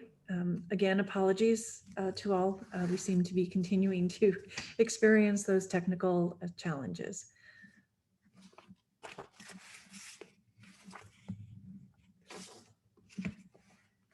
And so, Madam Secretary, if they got disconnected for some reason, if Captain Harrelson is online, we could do item H. I just don't know if who might be present. I'll leave it to you to see if anyone is available to come up. Commissioner, Mr. President, if you'd like, perhaps I can entertain Commissioner Bonner's question, and if Captain Harrelson is needed. That would be wonderful. Commissioner Bonner, why don't you ask your question? That way we can hopefully save a little bit of time and be efficient on item H, and then we'll let the secretary of the board try and gain access to the individuals on item C. So just to be sure the record's clear, calling up item 3H. Commissioner Bonner? Yeah, thank you very much. Yeah, the question is, why is the backup material for this request from 2019? That's really the question. Is it an annual donation or gift or something, and the information's just been lifted from prior submission, or what's the reason why the materials come from 2019? Absolutely. So, Commissioner, it was an unsolicited donation from the Target Corporation to the Los Angeles Police Foundation that was that for Central Area for outreach and for crime prevention material, education material. And it was at their request it was held. And it was recently released, if you will, or resubmitted for the use by the department. This is material that is helpful for us, and as we do outreach and engagement, particularly as we exit the COVID process and we see retail operations and so forth start reopening, the importance of crime prevention and education will be critical. So it was held at the request of the donor, the Target Corporation? That's and that's I appreciate that and accept it, but just raising the general question, I'm aware of some of the conversations that the department has with Home Depot and Target and other major retailers across the city who face risk of loss and those kinds of things. But what's the is there any rub in terms of why they would 2 years is a long time to make a donation and then park it aside for 2 years? What's any information on that? Yes, so it was the latter part of 2019, first of all, and secondly, I think, and just a bit of conjecture, but I will tell you that there has been across the country some negative sentiment against corporate America and its support of local law enforcement, and whether that played a role in this or not, I can't say. I would hope that it would not, but I also benefit. We also benefit by the delay. The production of this material is material that we'll be able to go forward upon your acceptance to use for our crime prevention efforts in the Central Area as we see the downtown core open with retail establishments and restaurants and so forth. We see the increase as we talked, and you've visited our crime meetings on Monday.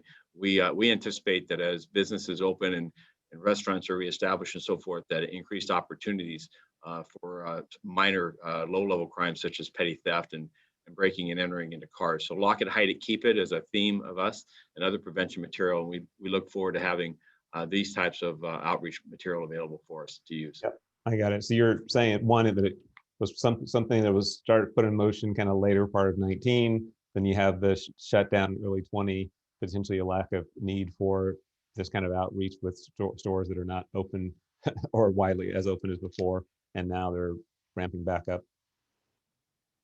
Yes, so I think it's, again, the timing was at the Target Corporation, was not at the department's request or any involvement with us. And again, I'm a bit conjecture as to the sentiment there. It may have been something else, but nonetheless, it's an opportunity for us moving forward. Got it. Thank you. Thank you, Commissioner Bonner. With that, I'll call the item H. The recommended board action is to approve the department's report and accept the donation. I will move it forward. Is there Second. Moved and seconded? All in favor? Aye. Aye. Opposed? Okay, it passes 5-0. Thank you. All right. I'll now call. I see we have Chief Choi and everyone in the room, in the conference room on item 3C. Relative to the department's 2020 use of force year-end report. As I was mentioning, as the board secretary was attempting to call up the department representatives on this matter, that we received the presentation previously and we'll move directly to questions. And with that, commissioners, as you get ready for your questions, I'll just open it up quickly and ask the department.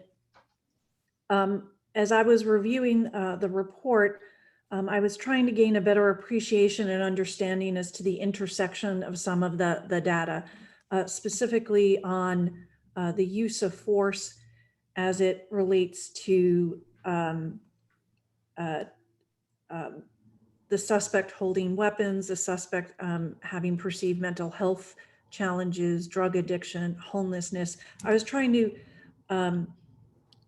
correlate all of the numbers to better understand some of the takeaways from the report. And I wonder, Chief Choi, or one of the folks you have in the room, and by the way, I wonder if you can introduce the folks in the room because we cannot see the faces. So it would be most helpful if you wouldn't mind.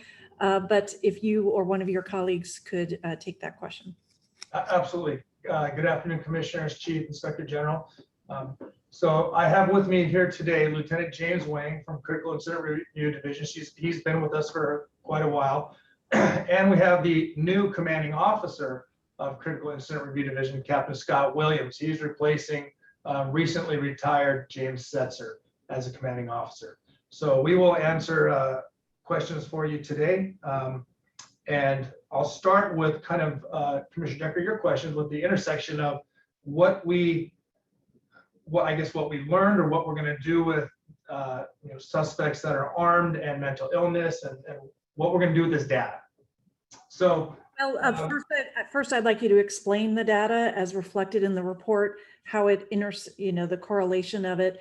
And then my second part of the question is, given what the data is telling you, what are you going to do with it? Okay, sure. So specifically, if you want to look at, let's see, data for suspects armed with what type of weapons.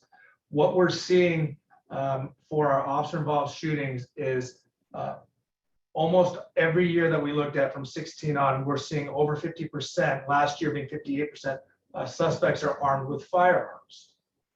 And then secondly, are edged weapons in that party. Then you have a variety of different type of weapons, and then all the way down to none. You also have perceived weapons or perceived handguns, where you have furtive motion officer-involved shootings. So that general pattern in that priority is what we'll see year after year. The importance of that priority comes to what an officer is faced with and what their reaction is to certain types of weapons. If you look at our patrol acronym for de-escalation, you think of time.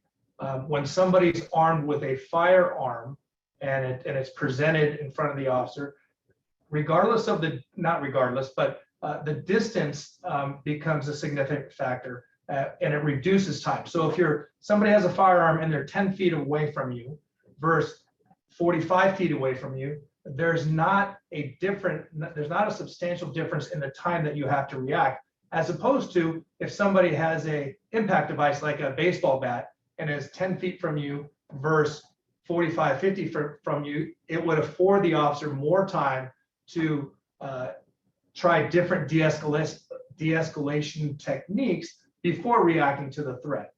So we all know, or we've heard of the comment, cover distance equals time, right? So we have more time to react in a, I won't say thoughtful, more time to implement de-escalation techniques in our interactions with violent and aggressive suspects.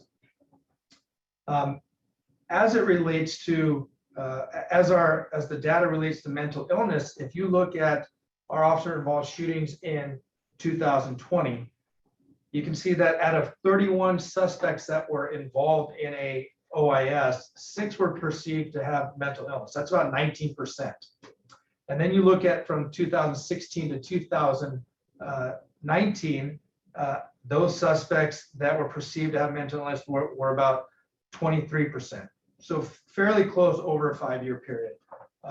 If you look at suspects that were believed to be experiencing homelessness, last year we had none that were involved in an officer-involved shooting, but over 2016 to 20, it was about 8%. But here's where you see a really big difference.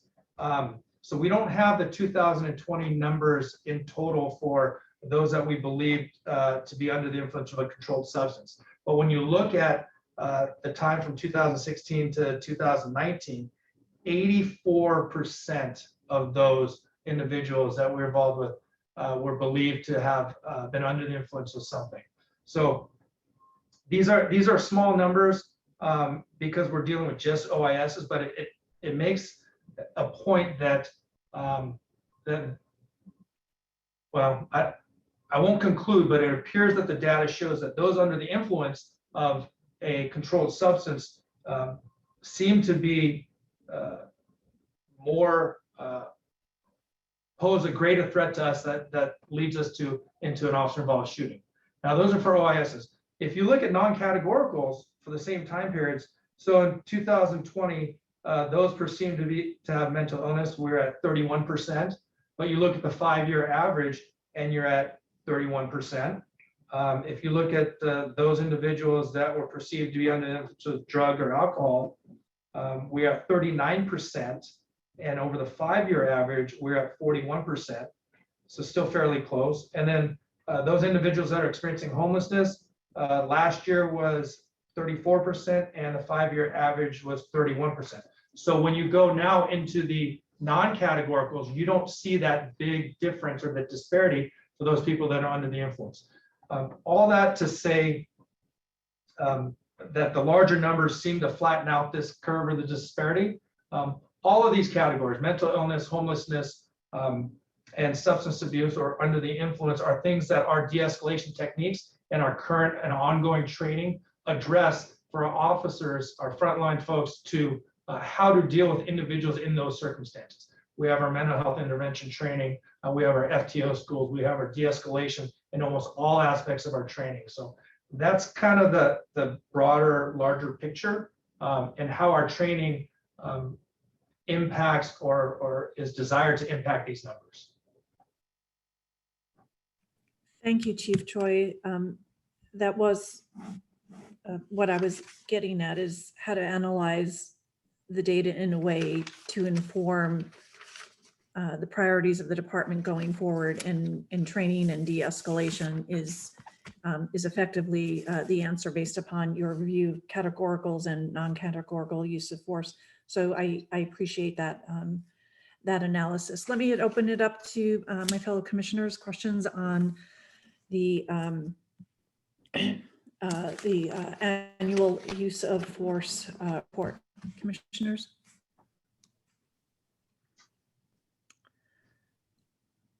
Commissioner Bonner, go ahead, sir. Sure, happy to go. I see Deputy Chief Choi, I believe you received the list of questions that I sent in over the weekend, and I believe you got those questions. Yes, I did. Yeah. Okay, so in the interest of time, I'm just going to run through four of those items, if I could, just quickly. The first one, and I'm just going kind of in order that they appear in the report, and on page 140, there's an indication that that the incidents of non-lethal use of force were down by 3% in 2020. And I'm wondering, do we have the raw number of, so it's telling me that they're down 3%, but it's not telling me what the number of incidents of non-lethal force were in 2020. Yes, yes, we do. The overall reduction was 169 incidents, but in 2019, we had 6,526 incidents. And in 2020, we had 6,357. 6,357 total. Okay, great. Correct. And the chart is in near to the end of the report on page 326. Page 326, thank you. On page 142, there's the kind of just the broad comment that the department looks at all of the data and statistics to identify examples of where the policy is either ineffective or outdated, or where there's something can be enhanced. Are there any examples of when you reflect on the data that's in the 2020 report? Any examples that come to mind? Well, I mean, a specific example would be the use of the 40 millimeter.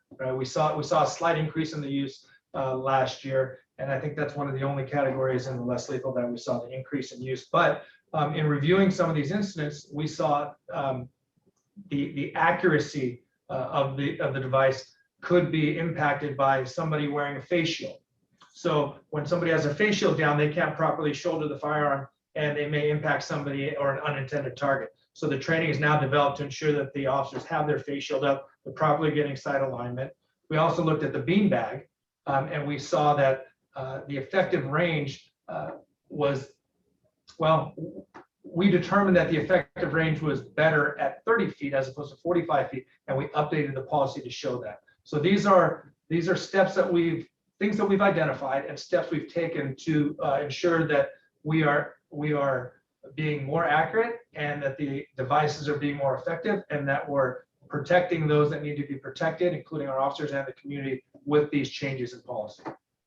New innovative things we're doing, we decided to continue the BolaWrap device, but that's continue piloting it, but that's after discussions with the manufacturer on issues or concerns we've had with it and their willingness to modify certain things and then continue the pilot. So we are always looking for ways or tools to help with de-escalation, use the minimum amount of force that we can, but that's kind of what we're gathering from this information in the report.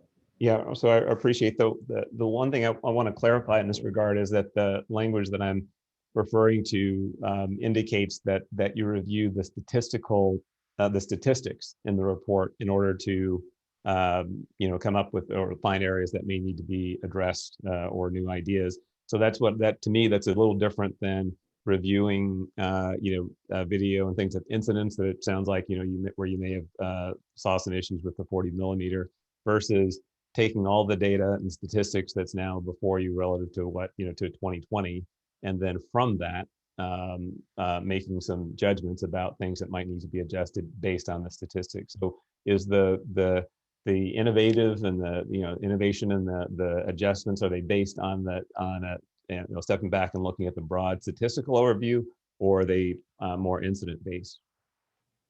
Well, I think they're both. And so when we look at the data from 19 to 20, we didn't see any significant changes or variances in our data. For example, let's look at the data for this current year, 2021, officer involved shootings versus 2020. Let's go year to date. We looked at some of the numbers. If you look on page 139, you'll see that there appears to be a substantial increase as we stopped at April 30th year to date, right? Looked like we had 7 OISs more than prior year in the first 4 months. That's significant. So we would take that information and we would say, hey, what's driving this? Do we need to modify training? Do we need to come up with other tools when we address these particular encounters? So we looked at the numbers through June 7th just to get an update. And I just want to quickly go over that to show that we are using the data, and when there's something that we need to address, improve, enhance, that we do that. But what we looked at from those dates now, year to date, June 7th, we had 17 OISs this year, and last year we had 16. So we had 1 addition over the same time period. We looked at the source of activities, radio calls. We had 9 radio calls that were incidents we were called to in these OISs versus 6 radio calls last year. Our observations or our officer initiated activities, our pet stops, traffic stops, in these 17 incidents versus the 16 last year, we had 6 versus 6. So there was no change in that area. Citizen flag downs, we had 2 this year versus 0 last year. Let's see, number of officers involved in these shootings. And I'm going over this to show that we are looking at the data and we address them as they happen. So we had 24 officers involved in these 17 incidents this year. We had 25 officers involved in the 16 incidents last year, which is a 4% decrease. We had 11% decrease in the actual number of rounds fired. So 97 rounds fired this year in these incidents and 109 versus last year. Suspects that were armed with firearms, we had 9 versus 9 this year versus last year. Where mental illness, we had 4 suspects that had perceived mental illness this year versus, 5 this year versus 4 last year. And where we did see a big difference is homelessness. So we saw 5 suspects that were experiencing homelessness this year versus 0 last year. As we all know, homelessness is a significant issue in the city. There's, it's growing. And so we look at the data to see if there are things that we can include or change in training or our response to these incidents to minimize the need to use lethal force or any force, quite frankly. Hopefully that gives you a better picture And Commissioner, if I could add to this, I think it's also important to reflect over a longer period of time. So statistically look at this, a change from 2019 to 2020, the difficulties in that you can find distinctions. We've seen this in years past with, for instance, off-duty shootings. And we start looking at what is our training and tactics and accountability systems for off-duty shootings. But and I'll reference on the executive summary, page 98, what I'm encouraged by is when you see the shift of reliance from the beanbag shotgun, which was become less effective in our view, over recognizing when it was effective in stopping the threat and overcoming the resistance. Our reliance upon that weapon system has shifted over the last 5 years. In 2016, it was 4% of non-categorical use of the force. That number is now 1%. And we look at what replaced it. We brought on the 40 millimeter because it has greater standoff distance and greater accuracy. And we look at the numbers, we see that trend going the other direction. So one versus the other. Then you look at the taser, which in the taser 7, which we're using, when we saw the earlier performance of the taser, and you look on page 99, you see the number of taser instances decrease from 1,300 in 2016 to 545, and a consistent and persistent rate of decline. And yet the effectiveness of the taser relatively remained essentially the same, 50 to 55%. So these are numbers that statistically we do pay attention to see if the command and control impact of persons experiencing mental illness, the aspect of designated cover officers, reliance on less lethal, maintaining alternatives. Are those themes, are we seeing them in the numbers in addition to what we're seeing in individual instances of the critical incident reviews and our 72-hour briefs? So now you can look at these measures in 15 different directions. These are not academic studies. This is the work of practitioners. This is the work of our strategic team, as well as our area commands. And when we look at this, we do look presently to see emerging trends. For instance, most recently, officers unholstering their weapon while in a vehicle or firing from a vehicle were tactics that we saw in the last 6 months, and we've taken steps already to try to remedy and address what our expectations of our people are. Hopefully that helps to expand the conversation a little bit. Yeah, it does. And I think one observation I would make that I believe has come up at least one prior year, maybe each year. And that is that, so you're describing, as you just described, how the data may be reviewed from a compiled and reviewed from a practitioner standpoint.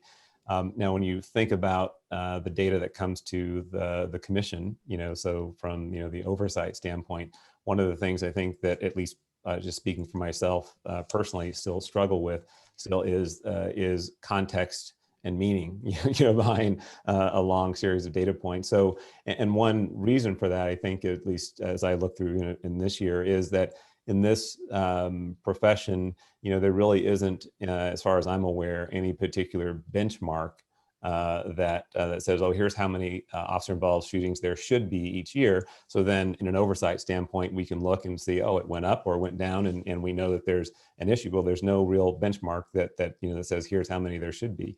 How many incidents of categorical or non-categorical use of force. We can see what the data is, or the data are, but there's no benchmark that tells us, and we can look how it looked compared to last year or the last 5 years, but we don't really have a benchmark recognized. And I'm not arguing that we could have one. I'm just observing the fact that the nature of policing and law enforcement is generate a lot of data so people can see what the data is and draw conclusions.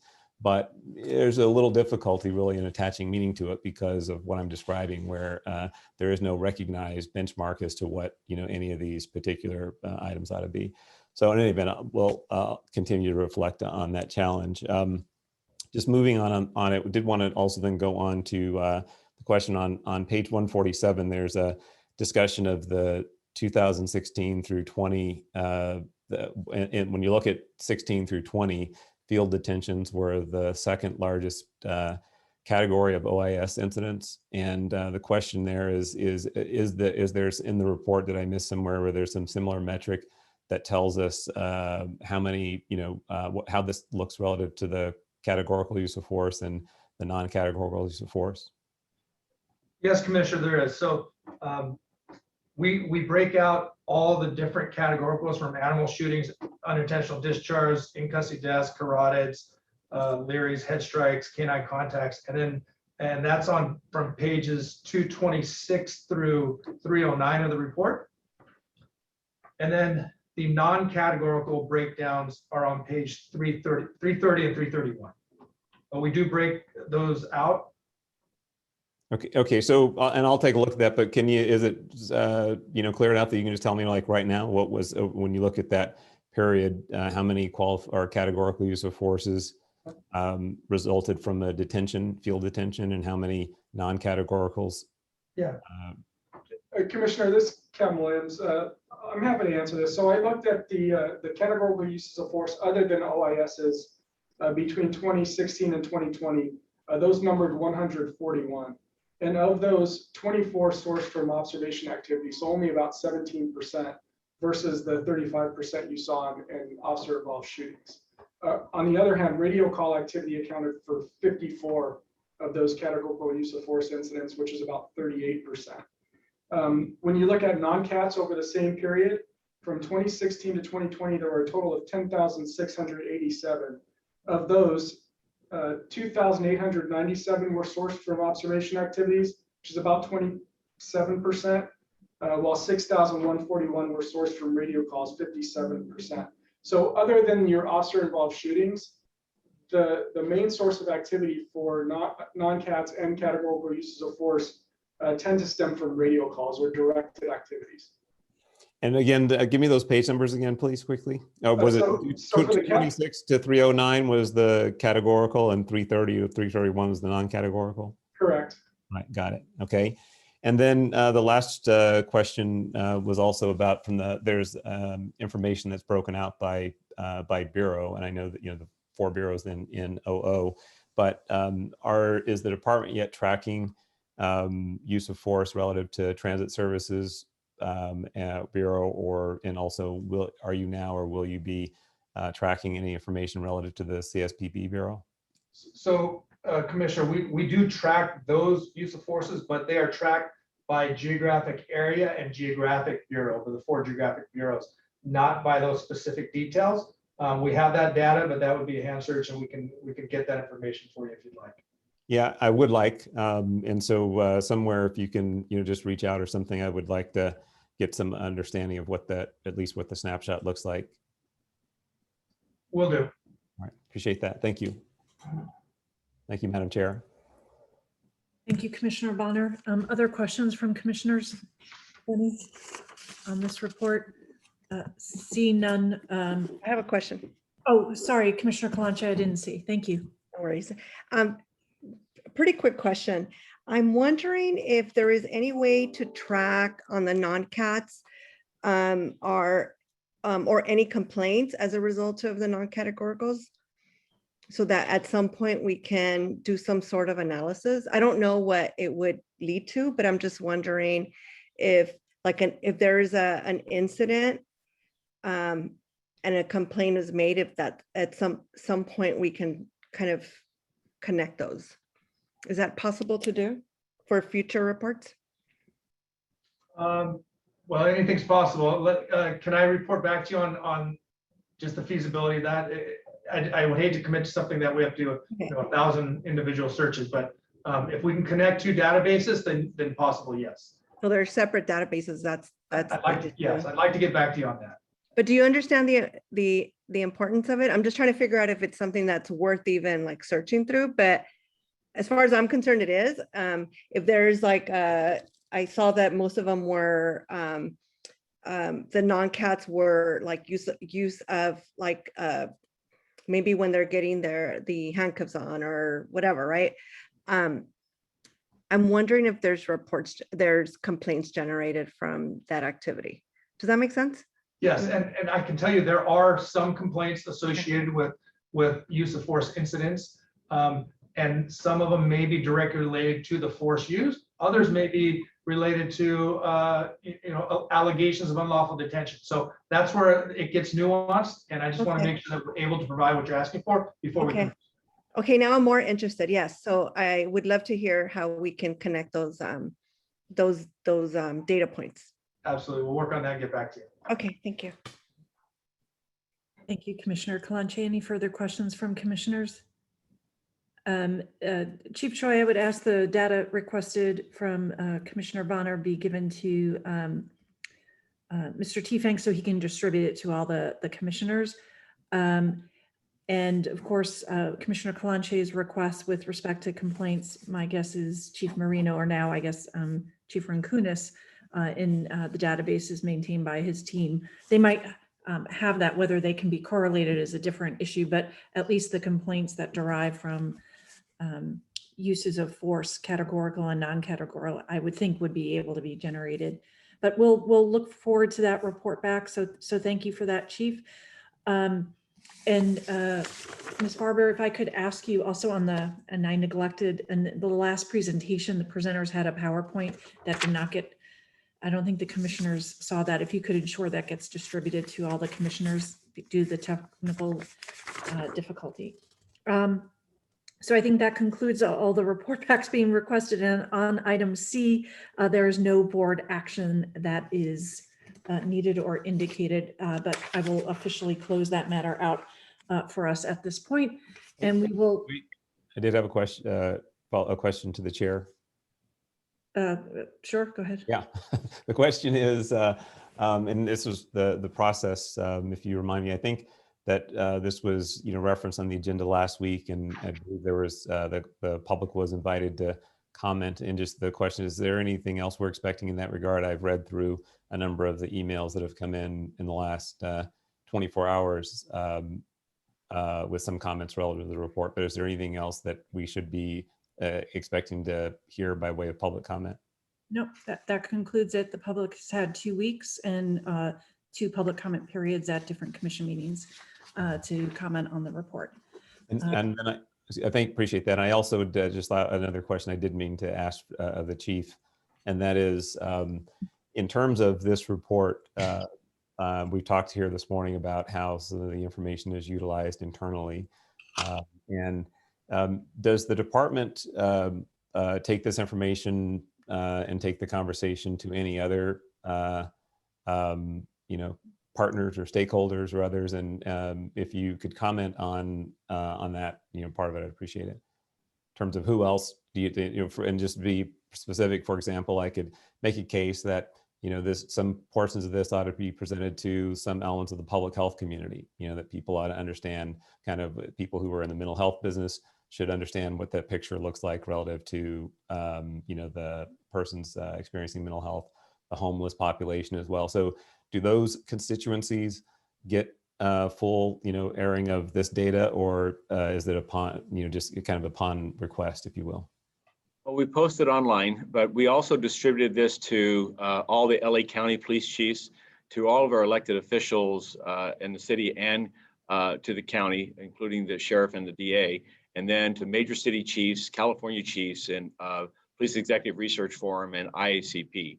So we try to bring as much visibility to this report as possible, and then we will respond to questions or inquiries or for presentations on information and how we interpret it and what value we see and what we do with this information going forward. And who would, if someone, I'm thinking of whether it's the Urban Peace Institute, the Prevention Institute, California Endowment, which is funded, some of the work around CSP and so on. If there were some interest in taking some element of the information to those constituencies, who in the department would you be working with to do that? Assistant Chief Choi or recently appointed Captain Scott. Appreciate it. Scott Williams, I'm sorry. Okay, great. Thank you very much. Thank you, Madam Chair. Thank you. And Chief, I'll just add from my conversations, academics, nonprofits, whether it's distributed to them or not, they gain access online and they do their own analysis and reports on it, and derive also policy recommendations that they put forth to the public and to law enforcement agencies to consider. So I imagine that's because the report's been released over a course of a number of years, and folks have come to expect it. But that's my observation as well. So that does conclude item 3C on our agenda. Thank you all commissioners. Thank you to the members of the department for your presentation. And I certainly know, I think we all know that enormous amount of effort gets put into putting these materials together. It's not as easy as running one database. I know that it's very complicated. So I do thank you. It's incredibly important, as I think we've all just articulated, for the public, the community, researchers to have access to this kind of detailed data.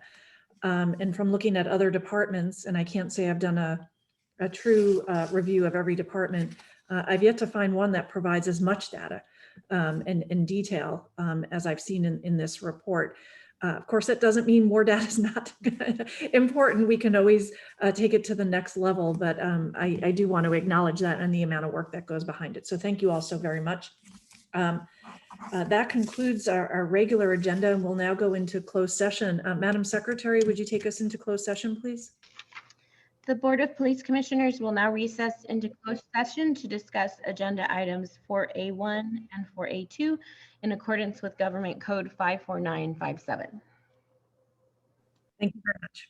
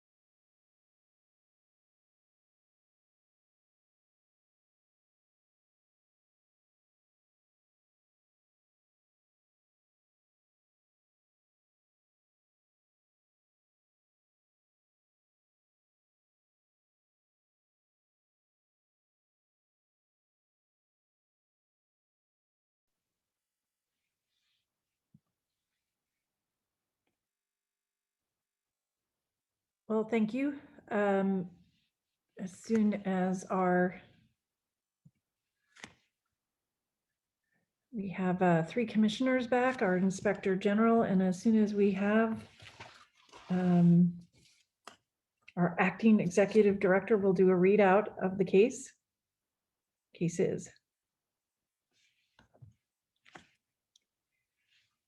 Give me one moment, commissioners. I'll find out if there's a technical problem we're facing again today and to do the readout. Give me one moment.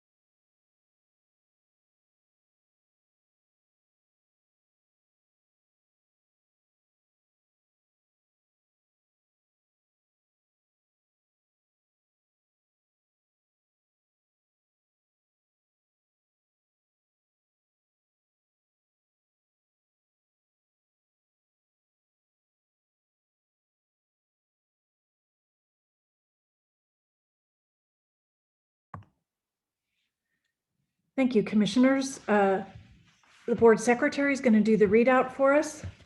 Madam Secretary.